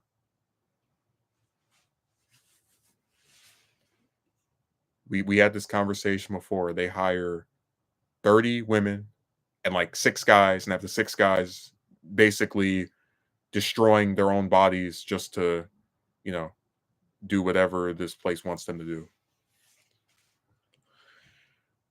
And man, I started like I hate that kind of thing in a workplace. It's awful. Um Plot armor at its finest. How is that even possible? Dude, let me tell you something. I'm not even trying to toot my own horn, but when I start truly getting irritated with the place I'm working in and start feeling like it's all pointless, why am I even bothering? Let's just say the kind, nice version of me that tries to have a smile and make jokes with people starts to disappear and fade away, and the angry, pissed off, um, put my foot down, this is BS version appears. And I think they're going to get a taste of that sooner than later. Like I hold in a lot of stuff that I notice, and it's slowly starting to slip. I'm not even kidding. Last Wednesday, and you probably didn't know about this, but like I really came close to quitting last week because they have these containers in the freezer that are like this big, and you're supposed to stack up 6 or 7 of them. And for whatever reason, I don't know why. Don't ask me. I truly do not know why. They have this obsession with having those things on the left hand side when after the place is closed. So like during the day, they'll have them on the right, and you'll put some like containers on the left, and then they want the stuff switched around where the containers are on the right, and then the other stuff with the food in it is like on the left. And the way it's supposed to work is that when you move the stuff over, they're all on these pallets that are just connected to each other, so you can just scoot it over. Someone didn't connect the pallets, so when I tried to scoot it over, it fell on me, like slipped towards me, and I cut my finger. You probably can't see it anymore, but it's like right around here. It was gushing with blood because of just how like just this extreme cut, and the manager didn't care. Gave me a little crappy band-aid and had me washing stuff with my bloody finger. And I tell you, man, people don't even care like at all. And but it like I was so angry because it's like this is another one of those things they never would have a woman do. And it's like if I wasn't the gender that I am, I know I wouldn't have had my finger cut over trying to make sure this stuff didn't fall and spill all over the floor and then get me in trouble. Oh my god, look at how clumsy you are. But man, it took everything I had not to just take my hat, throw it on the floor, and just walk out the place and just be gone. Like never. Wait, so don't they even have a first aid kit somewhere? Those things are vital in workplaces like the kitchen. They do, but the extent of my injury was such that they had to get a different type because it was around my thumb. So like they had to wrap it around, and it's still, even with it being on there, it's like you're in water, so it's gonna just come off anyway. So that was that was the worst. Like I kept saying that last Wednesday was the worst shift I had, the Wednesday of the week of this previous week, not this past Wednesday, but 2 Wednesdays ago. And then yesterday was like hold my beer. Like you get there and you get 30 minutes of washing stuff, and then you have to go and do this big trash takeout where the whole room is covered in trash. And then the guy that you're partnered with acts like he doesn't half know how to hear, so he won't like take a break with you, so, just so you can like catch your breath. Then like 5 minutes later, one of the managers is like, "Oh, by the way, come do a restock." And I just cringed when he told me to do that because it's like I just got through lifting this heavy stuff outside, and they never ask women to do this stuff ever. It's always the same 5, 6, 7 guys every time. I got so irritated by the end of that, shift that I actually had various people saying and I'm not even when I say people, I mean managers, like, saying bye to me. I didn't even say anything. It was like I was on autopilot. Dude, I'm not even kidding. As bad as I feel with all the, like, stuff happening besides that position, I always have tried to leave it here and be cordial when I'm there.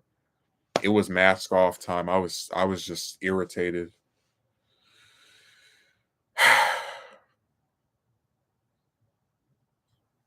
If it's something that involves any manual labor, they'll always want the men to do these jobs unless if a woman volunteers to do it. The only time that I've heard of women doing the stuff with the trash is if they're a manager. And from what I've seen, they just go out there and monitor the two people, like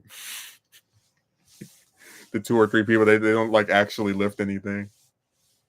And that's what drove me crazy about the manager like 2 Wednesdays ago. It's like I'm literally sitting over here bleeding and breaking my back to try and move this stuff from one side of the room to the other, and they're just sitting in their office when this is clearly a two-person job.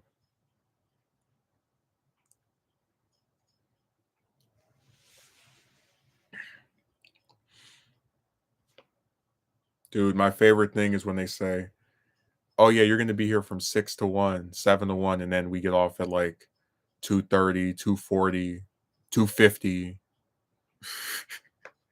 This is the only job I've ever had where if they want to keep you for an extra hour, they just keep you, like whatever. You got something to do? Oh well. And they only do it for the people that work after they close. So like if they tell you you can be there from 2 to 10, you can leave at 10. Like when the clock hits 10, you're good to go. But since I mostly have the midnight ones, I decided to do a stream this early because when I got home, it was like almost 4 o'clock. And when I took a shower, it was like 5 o'clock. I said, okay, well, I guess I'll just start streaming, whatever. I'm in a wheelchair, so I'm sometimes enrolled in therapy. Every therapy I go to is predominantly female. All they do is gossip and ask your personal business. Then I don't even get a real workout at that. Yeah, you'll find a lot of these fields they're oversaturated with women.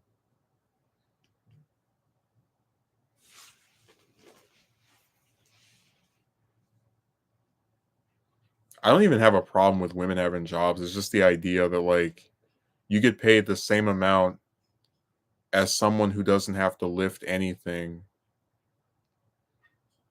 and they ask you to lift multiple heavy things per shift, and that's supposed to be fair.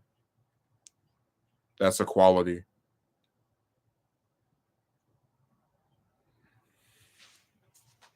I'm not even kidding. Like I just find that so backwards, but whatever.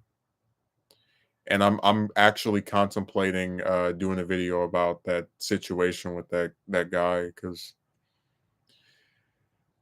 when are people gonna learn, you know? Like, is there ever gonna be a year where people in on the internet, in real life, just stop trying to argue with me about my romantic views? Like I don't know when that's going to happen, but I thought we were getting closer and closer to it because I wasn't seeing the weird guys in the comment section anymore. At least that often. Like they pop up every now and again on a stream maybe, but they really have like faded away over the course of this past year.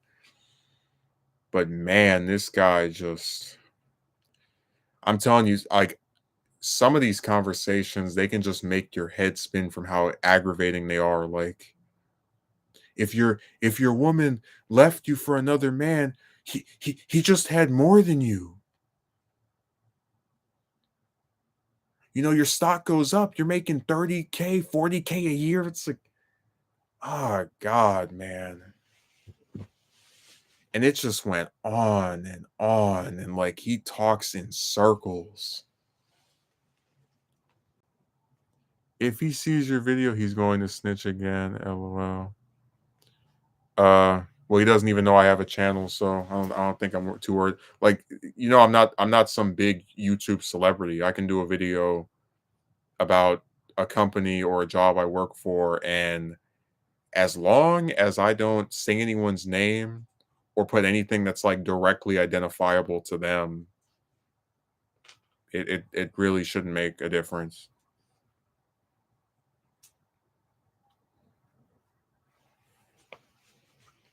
No, I'm nowhere near famous enough for someone to just randomly stumble across, "Oh, he was talking about," no. They couldn't even prove it was them anyway.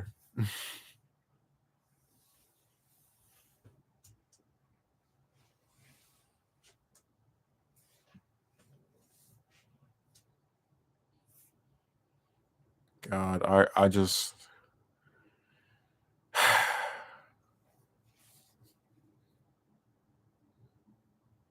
I'm trying to think of my favorite quotes from that conversation.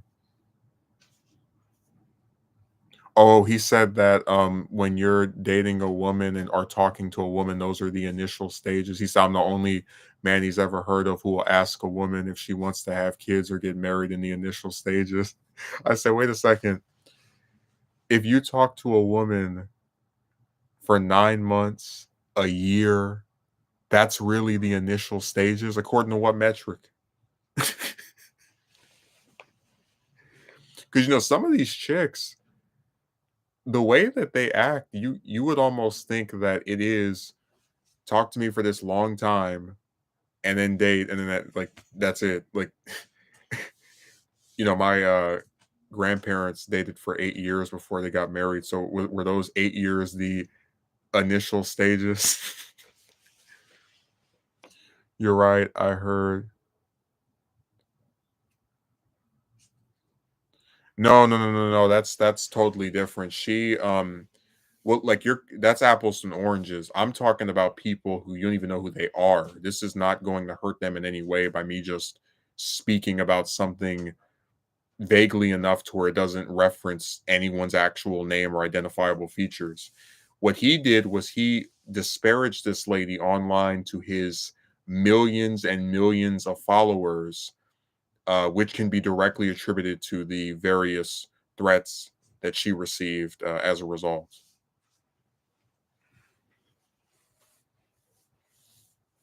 So it's not defamation to say, Oh man, I was at the supermarket and this lady was looking at me crazy. No, as long as you don't say the person's name and don't have any identifiable features, you can uh you can tell your story.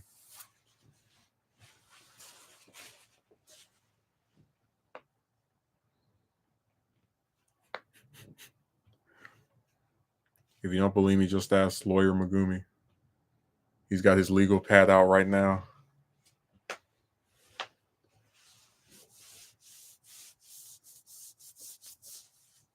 That was one of my favorite stories. The guy that got fired for taking a picture of the woman who was bending over, and then because he's with a union, they found a way to get him his job back.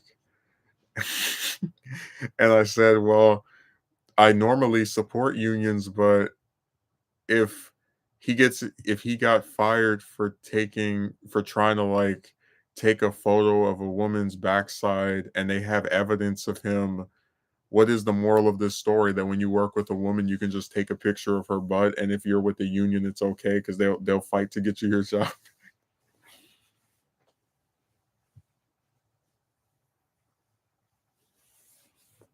Yeah, he has plot armor as well.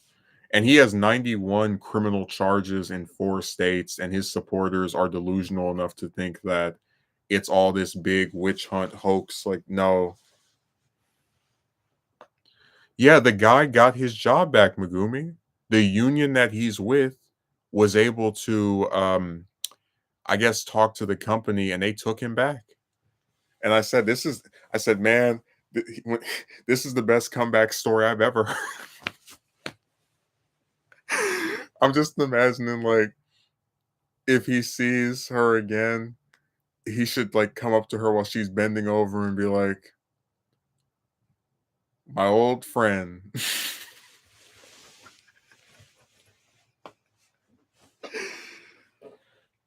Oh my god, I never thought I'd see somebody just like completely destroy their livelihood over the stupidest thing and then somehow get hired back. Like that's and like I said, I'm always sympathetic to workers, but that is crazy. That union must have begged and pleaded until the other place just gave up. They said, "All right, fine, we'll take him back. Just leave us alone." It's like they are under a spell. How does that even work? I wish I was kidding. I have proof. I have like the thing that his I guess girlfriend wrote where she was saying like where she took dictation from him saying I've been with this company for this many years and I can't believe they would throw me out over this one thing. So if you don't believe me, I have evidence that this happened. I just can't believe that uh this was the outcome. And I told you like I there are plenty of chicks that have backsides that I think look nice, but I would never be stupid enough to try and take a photo of one at like in a at a because like every job is like a surveillance state now, right? When you go in, you're being recorded. When you leave, you're being recorded. Like that was really dumb. That union bailed him out big time, man. But no, this guy tried to say that he saw me flirting with one of my coworkers, and then I asked him, what do you mean?" He's like, "Game recognizes game." I said, "Huh? What?"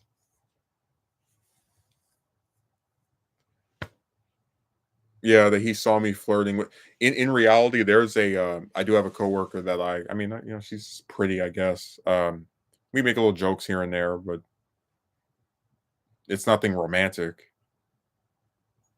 Like literally, if I actually was flirting, he'd be able to say what I did. "Oh, you smiled at her and she smiled at you." It's like, wow, that's never happened before. And he told my favorite thing about when we had our conversation, and I gotta I this is so hilarious. They because they always do this. He's like, "Man, I had this girlfriend, and she was like begging for me to come over and do this to her." Right? So it sounds like he's very successful with women, and literally in the same day, he's like, "I call dibs on this woman that works in the kitchen. I'm like, how does that work? How do you make it sound like you're this big player pimp who's got women just fawning over him in his text messages? But then there's some broad that I'm, for all we know, apparently doesn't even know he exists. And he's like, I call dibs on her. Yeah. Like, what is that?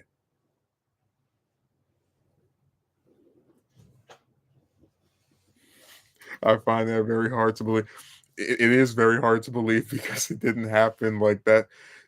It's a nice woman, whatever, to look at that I have decent interactions with. That's it. Like you would from the way he described it, you would think we were holding hands or I don't know, like uh maintaining very short distances while talking to each other or touching or it's so stupid, man.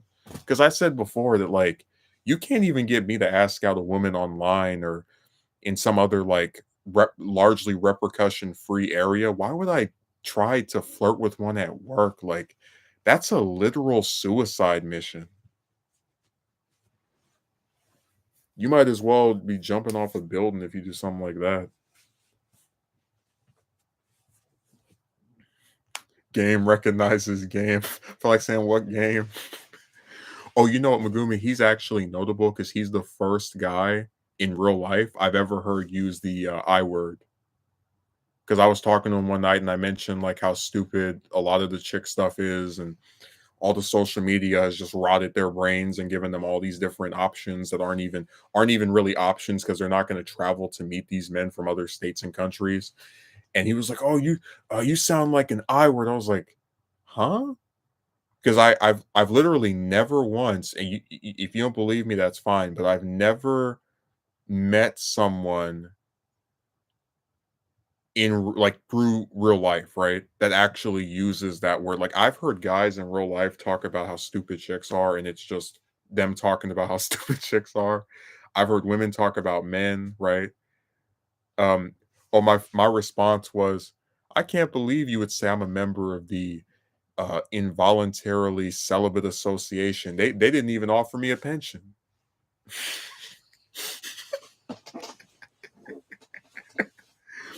They didn't give me any paid sick leave or video promotions, a book deal. There's no benefits to joining that group. I'm just imagining like you get a letter in the mail and it's the ICA and it's like, dear Justin, we would like for you to join our group and we're prepared to offer you this thing. It's like, thanks, but no thanks. You give me a bad rep. Literally, if I even express an opinion that is negative, like has a negative tint toward women in general, it's like you're one of them. So I don't even associate with them. Period. But I'm telling you, I've never heard a real life person use that term until like meeting this guy. It was always over the computer. Um, I'm serious. Like I never once, when I was in college, when I was in high school, when I was different jobs I've had, when I've just been out in public, I've never heard anyone use the I word until this year with that guy. Anyone who critiques chicks critically or expressing an opinion that isn't uh licking their behind, you get accused of being one of them. Absolutely. I didn't say women should go back to the kitchen. I didn't say they must all bow down to me and I will now date the ones that have the largest chest melons and uh I want one that also makes seven figures with long flowing hair. It's like all I said was I'm not interested in asking them out anymore because nothing good ever materialized. Like, sorry that's such a crime.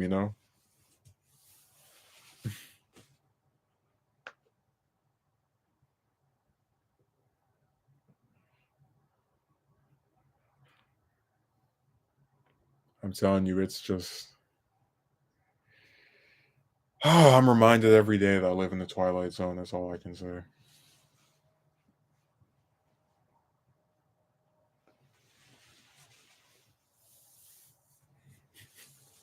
I saw you flirting. Oh, what did I say? Game recognizes game.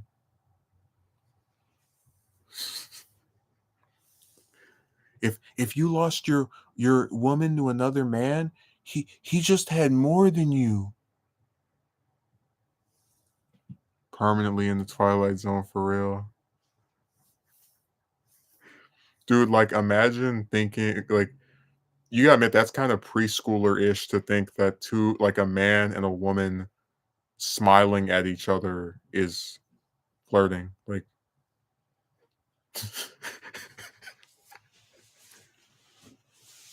it's just so weird, dude. Everything is like just backwards.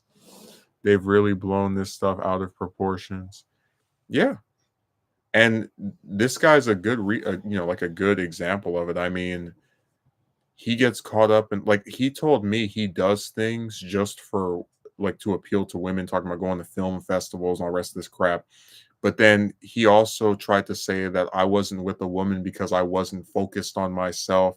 And remember, he's saying this to a guy who drives to a whole other city just to work so he can afford to get his little bit of stuff every week. If that isn't focused on yourself, I don't know what is. And it's like he doesn't know me outside of this job. So he literally is like basing this off of nothing. It's you're not with a woman, so there must be something you're doing that is wrong or is incorrect. And I just don't see how this is productive, like how I'm benefited by talking to someone like that. Which is why when I saw him yesterday, I barely said anything to him. Always that same way of thinking and rhetoric. Dude, when you talk to these guys, like I remember when I did the triangle scam, I had the part at the start about like the historical, plight of chicks or whatever. He starts talking about if we were in before times, women would be forced to have kids. Like, what does this have to do with me wanting to get a date? Like, this is so irrelevant to the current situation. You know what I mean? Like,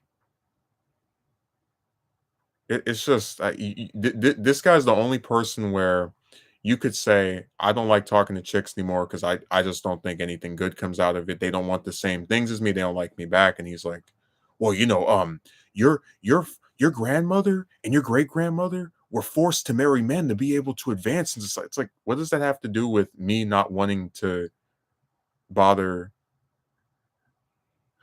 He is probably jealous that girl interacts with you and not him. I mean, hey, he called dibs on the one in the kitchen. I said, "To hell with dibs. I'll let you. You can put all of them in your pocket. I wouldn't even blink." And Megumi, you get where it's so funny to me that he's like so gung ho about this broad that works at this place, not the one that he saw was flirting with this other one, to where he says he's calling dibs. Like think about this. You're gonna talk about women having lesser rights in previous eras, but then refer to one of them like they're your property. I call dibs on that one. Like, who the hell are you? You can't stop me from speaking, which of course I would because I don't care. But it's like, how do you do that? How do you do the whole, yeah, that too. I noticed that. I'm telling you, man, if I can find some way of like getting a private stream, like maybe making a link somewhere where it's like on like a password or whatever. I truly would like to have this stuff just shown in more detail because you wouldn't believe it, man. It's not like that she's his property. Exactly. You would never see me tell another man I called dibs. I swear to you, from the time I was in seventh grade back in what was it, like 2011, I have never once told another, and there have been chicks that me and other guys have liked. I've never once told another boy or man I call dibs on her or that one, not once ever, because I don't own that person. I don't believe that they're my property and that they can't talk to other men. Even if I dated one of them, I still wouldn't believe that. But remember, I'm the evil backwards, villainous figure that is suppressing women somehow by just leaving them alone. You're not focused on yourself. And I guess this is what chicks have gotten this idea that all men think all women are their property or act entitled, etc. I call dibs. Like, dude, you can there are no dibs. But you get where it's funny to me because it's like we talked about this before back when I was in like 10th grade. There was this woman I was just obsessed with. I thought she was the most beautiful woman ever. She was in 12th grade. And I just like for 2 years kept having this idea that I was eventually gonna get with her. And then guess what? I started working this job in like 12th grade, or rather after high school, a little bit after high school. And I was there for a few days. They had some attractive chicks there. I had the job at restaurant. They had a few attractive chicks there. Had a job at a retailer, a few attractive chicks there. You see where the mirage starts to wear off? Like, this guy says he's worked multiple places before, like me, but then he's so fixated on this one pretty woman that works. It's like, dude, there's attractive women everywhere. Like the last job I had before this one was with that cleaning place. They had like 7, 8, 9, 10 different women I thought were pretty. That's why I said, like, I don't get fixated on a single damn one of them because literally, like, once you stop working there, you never see the bastard again anyway. And if they really liked you, they would try to ask you for a way to talk to you. Do you remember the broad that I tried? You might not remember, but there was like a broad that I got the email from, and I asked her what her interests were because we had had some nice conversations the few times we were both up there, and then she was talking about her spending the holidays with her boyfriend or something. I just was so disgusted because it was like, what does this have to do with what the hell I asked you? And I just, threw in the towel after that. But you get where this guy really he acts like he's never seen women before to get that. That's why I told you that these people talk in circles. He's such a player pimp that he's got these chicks trying to tell him to come over and they just want a place to crash and you want to be hooked up with one of them. And then at the same time, he's literally fawning over some broad that doesn't even pay him any attention. She'd sooner stare at a bright yellow gumball than stare at him. And he's like, I call dibs. Like, get out of my face. Dude, I'm not even kidding. I mentioned that broad that he tried to say that I was flirting with. I thought she was a minor because they have this rule about minors not being able to like work certain hours.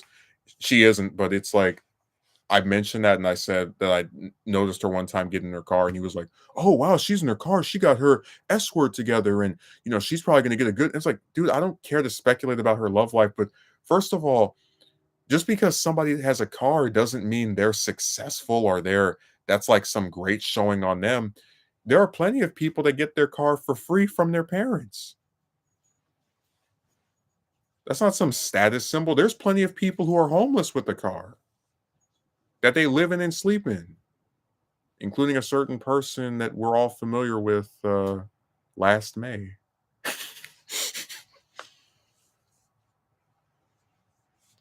Dude, that guy, I don't know what's wrong with him. I'm turned off. I like the killing blow for me wasn't even the woman's it's when you try to like actually push back and argue with me about my love life, which is other man's business. Like that always is the quickest way to get me to just be like, okay, I'm not interested in talking to you now.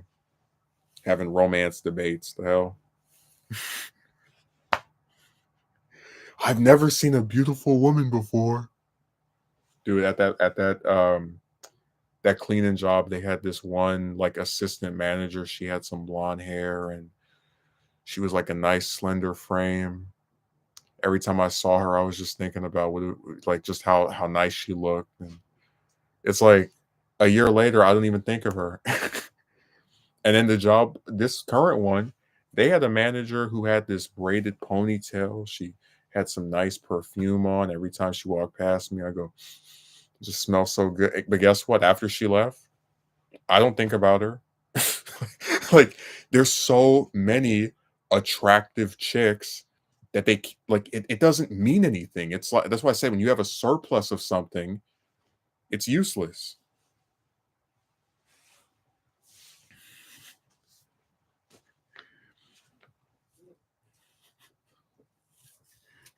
I call dibs.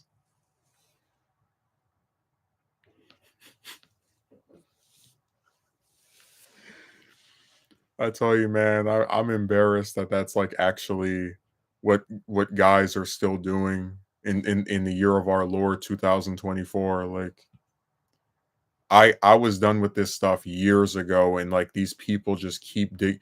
I'm not even kidding. I almost want to make a video where it's like a compilation of people arguing with me about my love life because it really does not make sense. Like I don't even have members of my own family trying to debate me about this topic, but these like either it's been some chicks on the computer, it's been some guy like this guy in real life, just nuts. So that's why I don't get why there are so many guys that make a lot of chicks they see a big deal and they try to make you look insane for not participating in the same activity or aggressive stances as them towards chicks. But clearly their aggressive stances aren't working because guess what? Even though he supposedly had all these women that were lusting after him, he's like you understand that if someone is actually with another person and they're successful with that person, they're not going to still be like pining for somebody at their job. No, that broad that he was saying I was flirting with, she's pretty, I guess. But I'm not romantically interested in her because I'm really at this point not romantically interested in any of them because all they do is lie and just waste my time.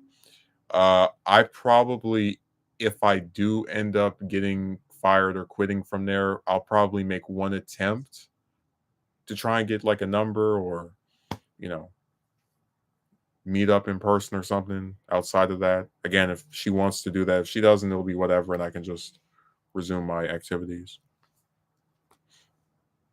But it's not anything to you know, try to say is romantic. Like, what a joke.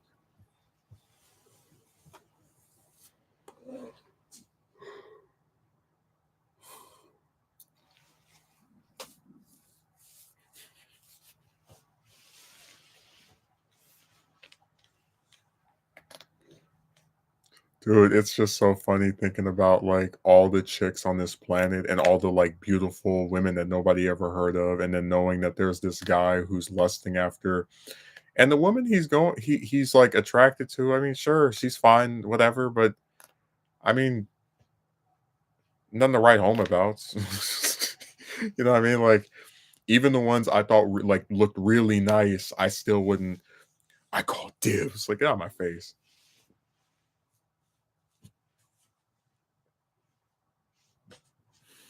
Oh, I know he freezes up because I've never seen him actually speak to her.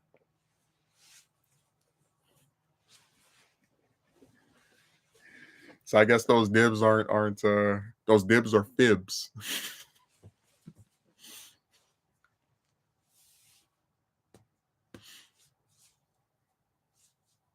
I'm not even kidding. When he said that he saw me flirting, I thought maybe I was like forgetting because I said I know I don't go to this job and like, how are you doing? Are you all right? And then get all up close to her and uh, hover over her and ask her a bunch of personal questions about where are you from and how long have you been working here? At most, I'll ask somebody, "Are you working tomorrow?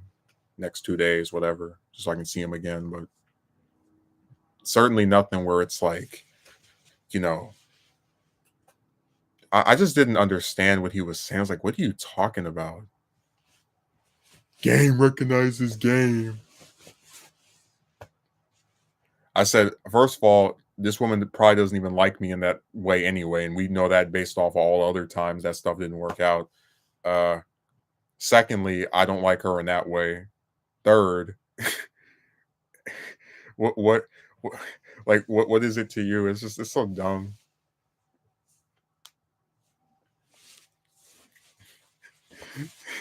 Dude, if they fire me, I'm gonna do the little like the little dance. I'm gonna say, well, only one thing left to do, and then go on the table and do that and have the music playing on the radio.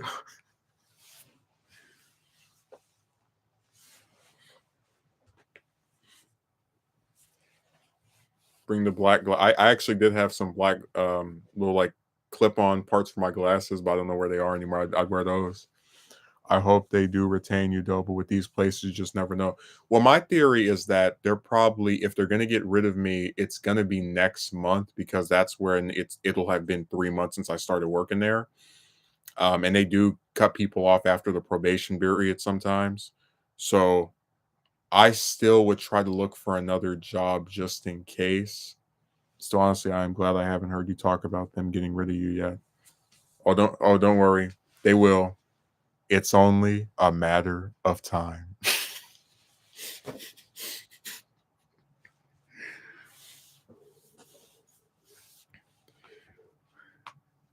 Like we've been through this game so many times where, and the sad part is it doesn't matter what they say, what you do, they'll get rid of you. You can show up every day on time. You can do exactly what they tell you to do, and there will always be someone there or something there that causes your downfall. Whether it's bad reviews online, a manager that is extremely impatient, which they do have here. Um, you know, just really a variety of things can occur to screw you up that I don't think are right, but they happen a lot, unfortunately.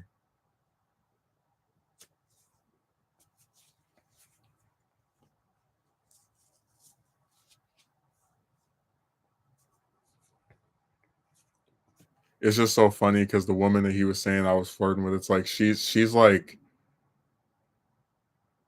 how do I explain it? It's so like I'm a person who's not into makeup, right?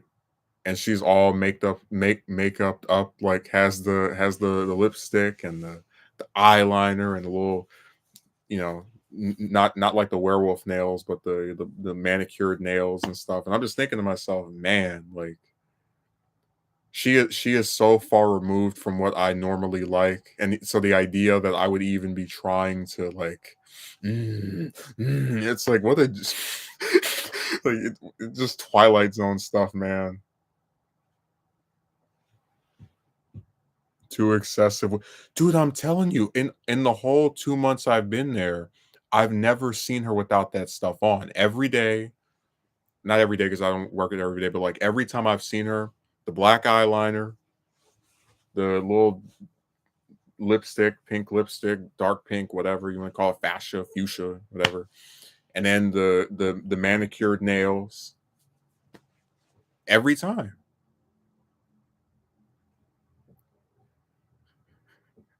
That's why I said it's like she's so like she has the physique I like, the slender frame, etc. Right? Uh, but she's so far removed from what I'm normally into, and that's why it's funny that that guy is like, "You are flirting with her." It's like, I don't think so, pal. I haven't tried flirting with a woman in 3 years, if not even longer. Probably been 4 years now. What a joke. Casket ready. I mean, hey, trust me, there was at least one day this week where I felt like just driving off a cliff. So I would have been ready for my hearse.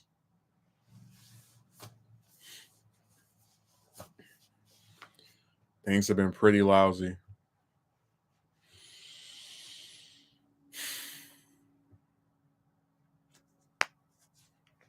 And on Sunday, I have to work from 2 to 10. And it's like, you know, 2 hours to get over there. So I probably won't have to leave that early, but I still do it anyway just to make sure I'm not late. Just in case. Yeah, she'll be there and I'll see if I can. She's there for like 4 hours, I think. I'll see if I can squeeze in. It's so hard to like casually talk to somebody you work with because you're always mindful of like they're watching us, they're surveilling us. But I'll say, hey, you doing anything next Saturday? And then she'll probably say she said she wasn't doing anything this Saturday, but I didn't make like I guess an inference of hey, I'm not doing anything either. Hey, maybe we should hang out or something.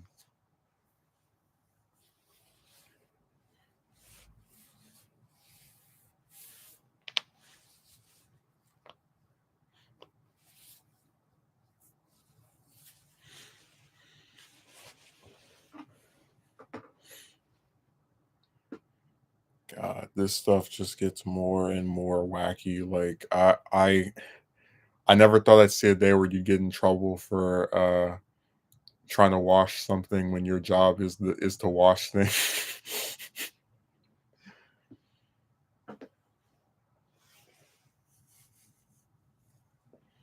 I wonder how their plans will be on the upcoming Valentine's Day. Well, my plan is to probably just sit in my in. Let me see. Do I work on Valentine's Day? Because if I don't, I'm just gonna sit and I'm gonna find some private area and just like close my eyes and wait for the day to be over. Because it is a pretty lousy holiday in my opinion. It's actually the one I hate the most, or like the least rather. I don't know. They haven't scheduled me yet. But if I don't work that day, then I'll just find some corner to crawl into. Always gotta make sure you stay away from the couple. What the hell? I tell you what, that's one of the things I really don't miss about Starbucks. All those mornings where, or all those days where you have like couples sitting in front and holding hands and all that crap and just how obnoxious it was.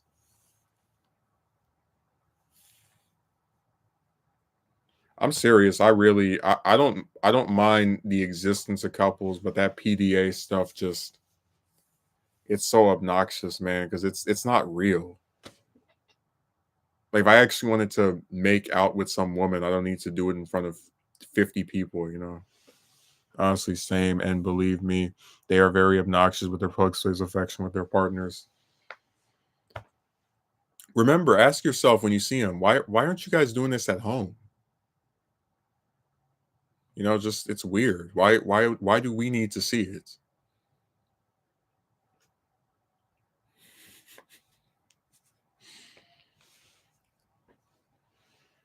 To imagine what I would look like if I went somewhere in public and I just like took my whole shoe and sock off and just started wiggling my foot around for like lint from the sock. And I'd be like, what's the big deal? I do it at home, so why can't I do it in public? Just have my foot just dangling around like in front of everybody.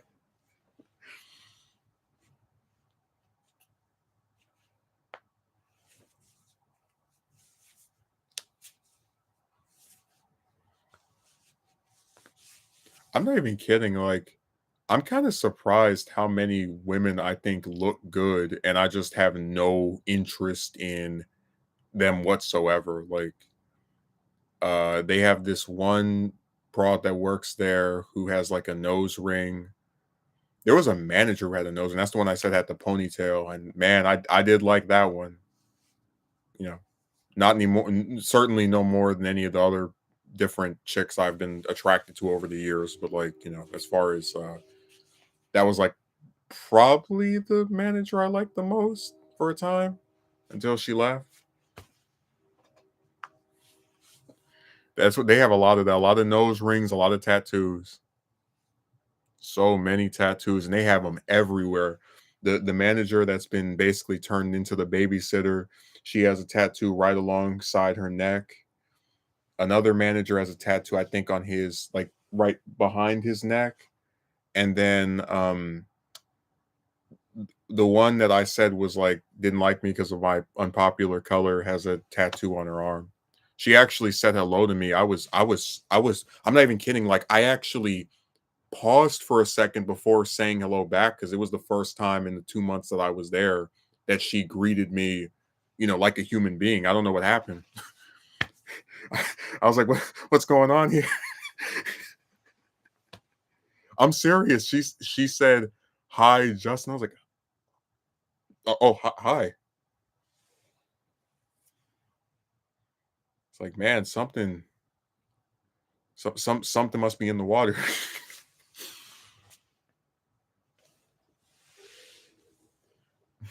Ink era.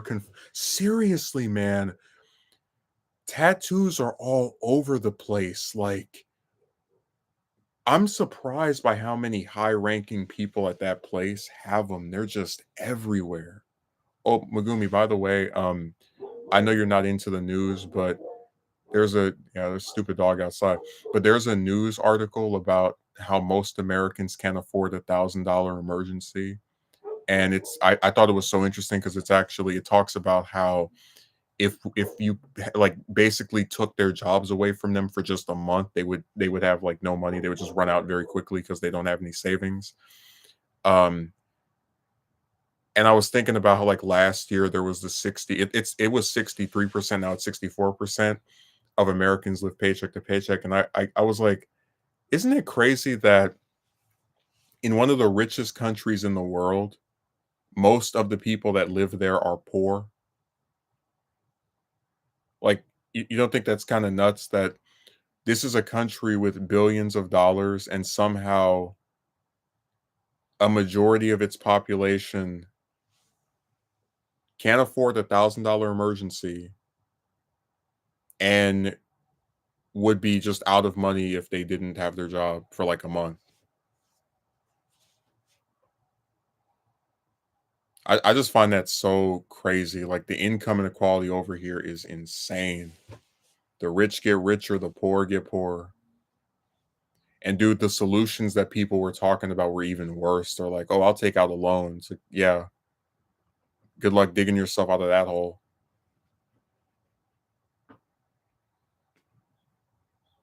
That's really scary. Like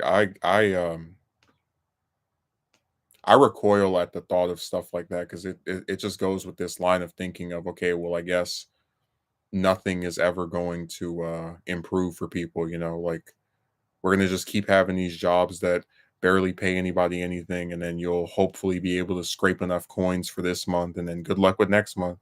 Unfortunately, it's a very similar situation over here too with wages and cost of living. Well, I told you they haven't raised the national minimum wage in America in 14 years. Still $7.25.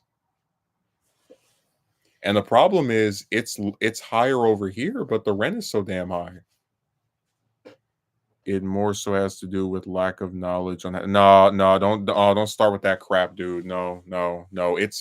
Listen, if it were 20%, 30%, I would say, hey, you know what, there's gonna be some people that just can't manage stuff. We're talking about a majority of the country can't get by without getting a check every 2 weeks. Well, I'm glad they're raising it in April.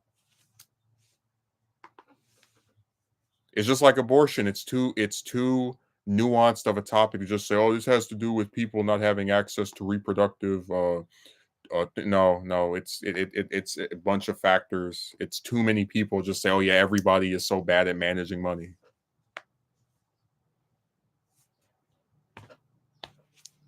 I'm talking about those who can't. Uh, well, sir, if you have $2,000 rent and you make 2,400 or 2,500, unless you don't want to end up on the streets, you're probably going to end up having to spend most of your money every month on your rent. And then when someone's like, "Oh damn, you need to get your arm fixed, $1,000 at the doctor." Well, hell, this just sprung up out of nowhere, and I don't have this sum of money that I didn't even know I was going to need. Your wages pretty much all go towards the rent and other bills and expenses. Yeah. There's been like a whole conversation about people having to debate if they're gonna pay for food or pay for their bills. Like it's really sick, man. And chances are you won't really have much money left to buy yourself food. Mm-mm. God, and these rent prices, man, they just go up and up and up. I'm not even kidding. I've seen one bedroom apartments go for like 1,500, 1,008, and it's like these little small shacks that they want almost $2,000 for just to stay in every month. I said, "You guys have lost your mind." And remember, a lot of these jobs will not give people hours. Like I told you, the one I have, they don't give me a full 40-hour work week. I get 27, I get 30. never 40. So it's always around 400, 500 a week. It's, never to its fullest. And the only way I can get more than 400, 500 because if I work a second job, and that's only if the other one, collaborates with the first one to have me each day of the week instead of, scheduling conflicts and the rest of that.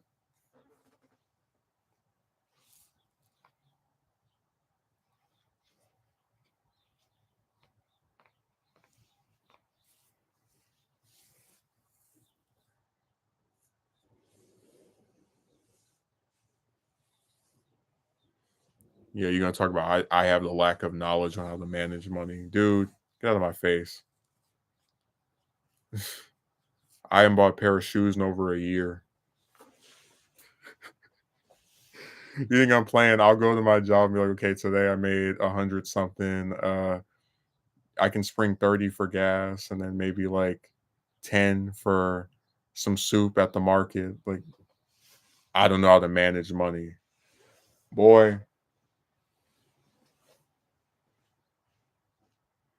that's some sacrilege if I've ever done seen it. I wasn't talking about you specifically, yeah. But that's why I said it's too nuanced of a topic because there are people who know how to manage money and they still have to pay a bunch of crap. And so it's hard for them to be able to save anything.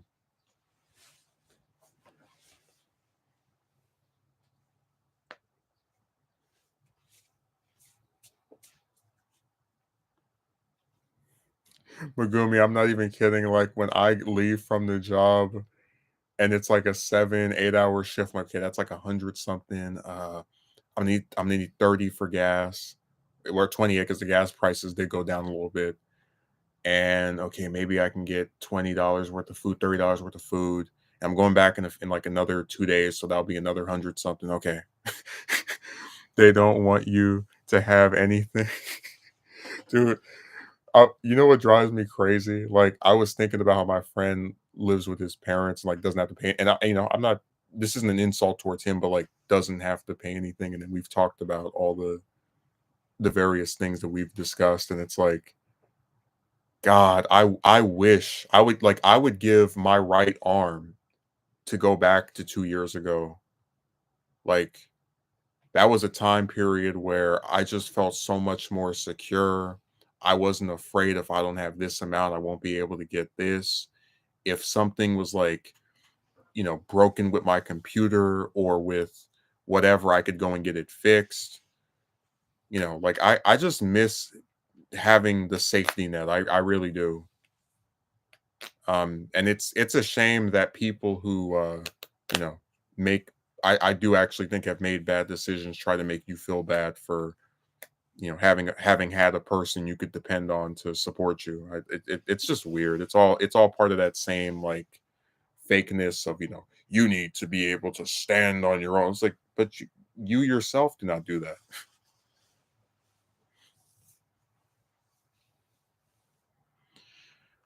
Oh man.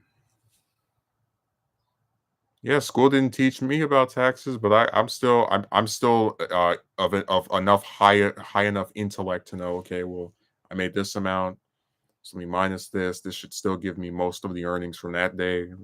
Come on.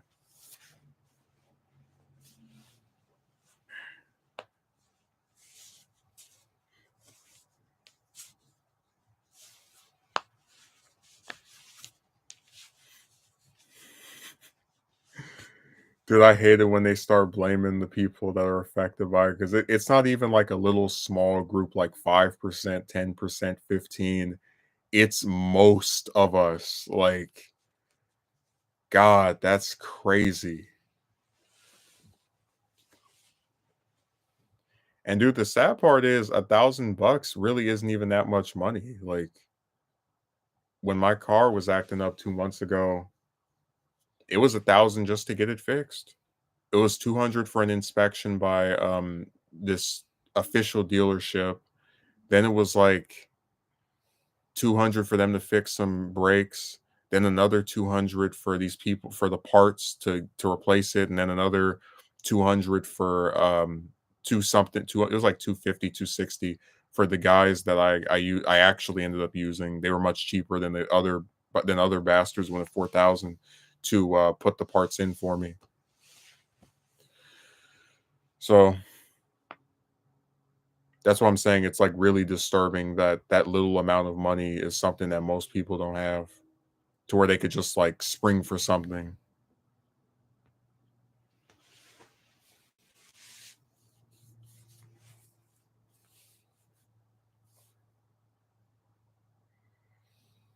Anyways, I think I'll get off of here and go flirt with this woman again because I'm so mesmerized by this broad at my job. I've never before seen a woman, you know. I'm so attracted to her. I don't know if I can help myself. I don't think I've ever had this sensation in any previous context. You know, I sometimes lay awake at night imagining that sweet, bright lipstick and those those eyeliner filled eyes and those manicured fingernails flowing through me.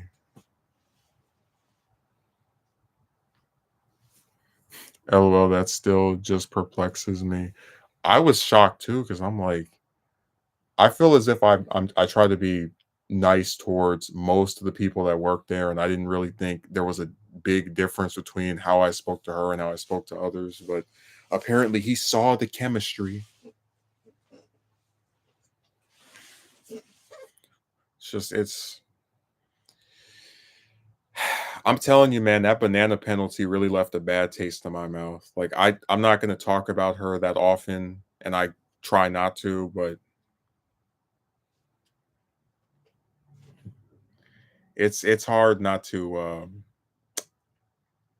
just think about how you can actually get accused of wanting to date someone just because of your gender. Like if I go up to him and say, "Hey, you want to go see a movie?" What do you mean just seeing a movie? Are we going to be sitting next to each other? Are you going to buy me popcorn? Are you going to pick me up? I was like, well, I figure we can meet in the parking lot. Some car problems you can save money on. No, no, no, no, no, dude. That place wanted 4,000 to fix it. I paid 200 for the parts individually and then another 200 for these guys to fix it, to put the parts in. But no, I tried to fix it myself at first and damn near was getting ready to break my hand. I'm not a mechanic. Like I know the internet makes us think that we can just do anything, but sometimes there's a reason why people have the jobs that they do. I tried for about 3 or 4 hours one day to just go and open up the hood and it was too much, even with the parts that supposedly were because some of that stuff is old and like c- yeah, but like it just I know it's easy to blame me for things. I know I'm something of a scapegoat when I come online, but maybe once I can get some empathy.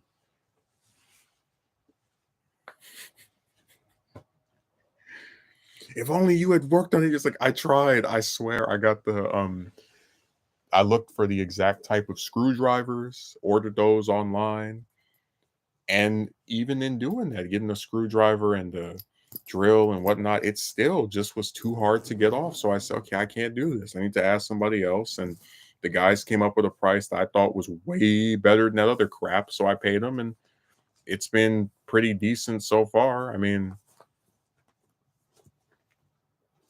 I don't know what else to tell you.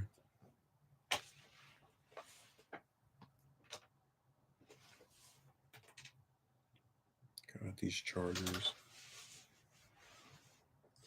Dude, I'm actually kind of afraid to eat. Part of me might thinks I might not even ask her. If I do, that's gonna be like the first clue that I'm in the what the hell do I have to lose era where I just don't even care if I'm hired or not because it's like I don't think she would yeah, because I think if I frame it like, hey, are you doing anything this weekend? Or there's a new movie that came out and we'll see it, whatever, whatever. I think that won't go over that bad. Because she can always just lie and say like I'm busy or something, and then I'll just write it off. Like I said, man, we're in such a bad era that you can't even like ask somebody to just hang out with them without feeling like you're about to put a target on your back.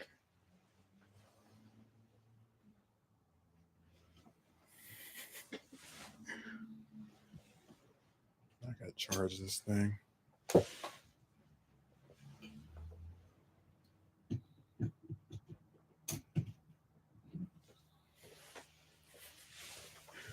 I'm just imagining you ask this person to go see a movie and then you just see this giant like laser pointed at you, just ready to blast you to kingdom come. It's like all this over trying to go and hang out with somebody.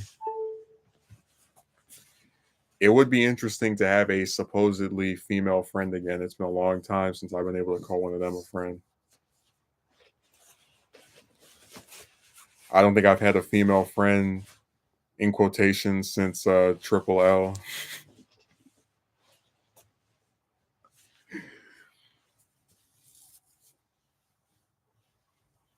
10 months of that BS.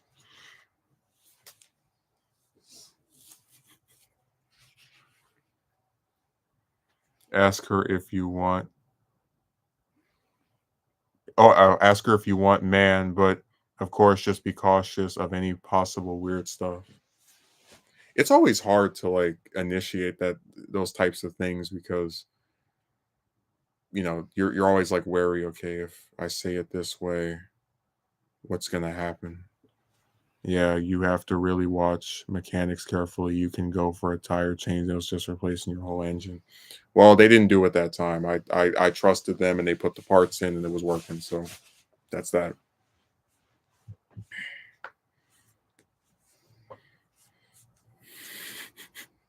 Hey, Megumi, imagine you ask her to go if she wants to go see a movie and you just like start hearing like the radar like the and like the lights start flashing red and the police show up and the firefighters come and it's just this big giant huge event. You're like, what's going on here? You wanted to ask her? Also, Megumi, you'll like this reference. So remember how in at the end of Terminator 2 with the like the thumbs up, I had this joke that when I'm washing all the stuff, like all the dishes, they have me so tired and that if the sink were any larger, I would be able like I'd be so tired when they asked me, "Are you done with the dishes?" I would just put my thumb up and just like just sink into in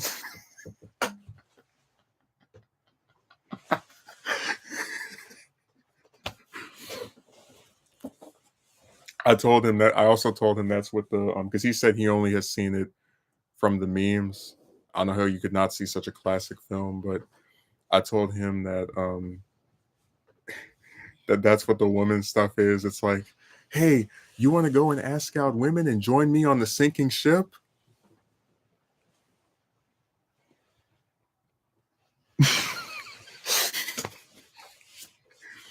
Damn, if I could put this at a better angle, I really would do like the whole like just the thumb just going down slow.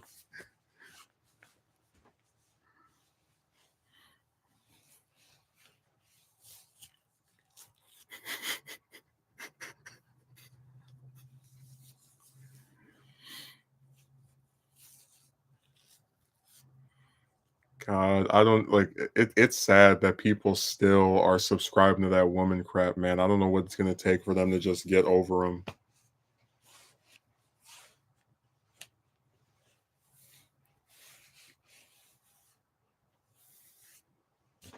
Oh my god, they're so great.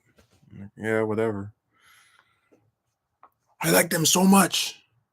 Okay.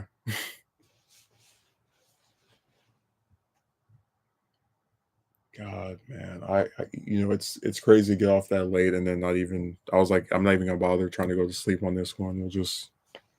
We'll just wing it.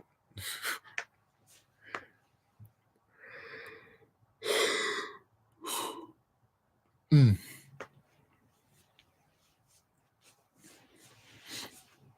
Megumi, you have anything left to say before we wrap this up? Because I wouldn't mind catching some hair What's the term? Catching some Z's. Have to meet this person at 2 o'clock, so that's about 5 hours from now.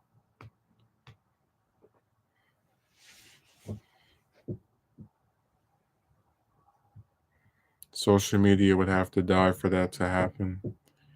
I mean, I guess, but it's like if I'm able to have no interest in talking to them, even with all that stuff being around, right? And there are other men who feel the same way. It just feels like he's just it's crazy he still hasn't like experienced that. Wow, this is screwed up. Because he in one breath he says we should knock women off their pedestal and then they want to act like this, but then he still supports going out and approaching them and like it's not even just oh you see one at somewhere you conveniently go like he's talking about going to film festivals and malls and on these stupid websites like dude what is with this exaggerated effort for someone for the same people that you say you want to knock off their pedestal only that you tread very carefully when you ask that chick seriously. I'd love to have a genuine friendship with at least one of them. Yeah, believe me, man, I give a when before I do something, I try to give some thought to it, and I from the getting to, I guess, interact with her over the last month, I don't think it'll be something bad. Like, at worst, she'll just say, "Hey, look, I'm busy," and that'll be it. Um, but trust me, it's not something I just, like, decided on a whim. Really, I feel more emboldened by the fact that the job's been pissing me off as much as it has over the last 2 weeks, and, a belief that they're probably not gonna retain me for that much longer anyway. Like, it's not me purposely trying to get fired or anything, because I really do, like, work as hard as I can when I go up there. I mean, I actively skip my breaks just so we can finish doing that stuff by the supposed time we're supposed to get off. So it really is just me saying, okay, well, look, if I'm going to be out of here in a few weeks, a month, whatever, let me just try to, I guess, spice things up and, you know, attempt to retain some contacts from this place. Going to cinema to watch a movie or do something casual would be cool. I told her she could pick me up. I'll pay for gas. Gas prices went down. I'd absolutely, swing for some coins. Yeah, that's a good trade off. One person pays for gas, the other one pays for a movie because the movie is like we already had discussion of this before. Movies are expensive for no damn reason, but it's like $20 for the movie and then 20 for gas. So that'll be a good trade off.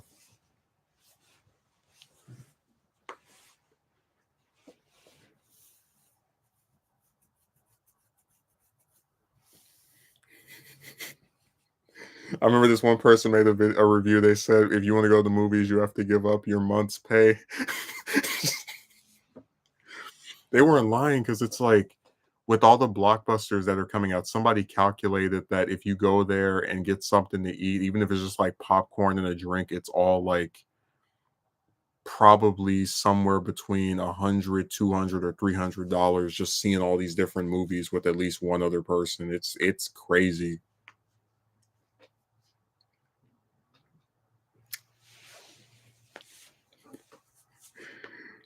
No, I just hope this place doesn't screw me. But if they do, we've seen it happen before. I'll try to look for something else this week. I'm gonna stream again on Monday, of course. Let me see what time I go to the. I think I go to the job on Monday. Let me see what time it is. Uh, yeah, later in the day, like 6 o'clock. So I'll be able to stream earlier. So thanks for watching and have a good rest of your. I don't know if it's morning for you, Megumi, but it's morning over here. And it was nice to see you again because it's been a while. Um, I might do another romance video. I'm not entirely sure because that conversation with that guy, I feel like dissecting with a fine tooth comb. It was that bad. But again, we'll see. So thanks for showing up. Have a good rest of your day.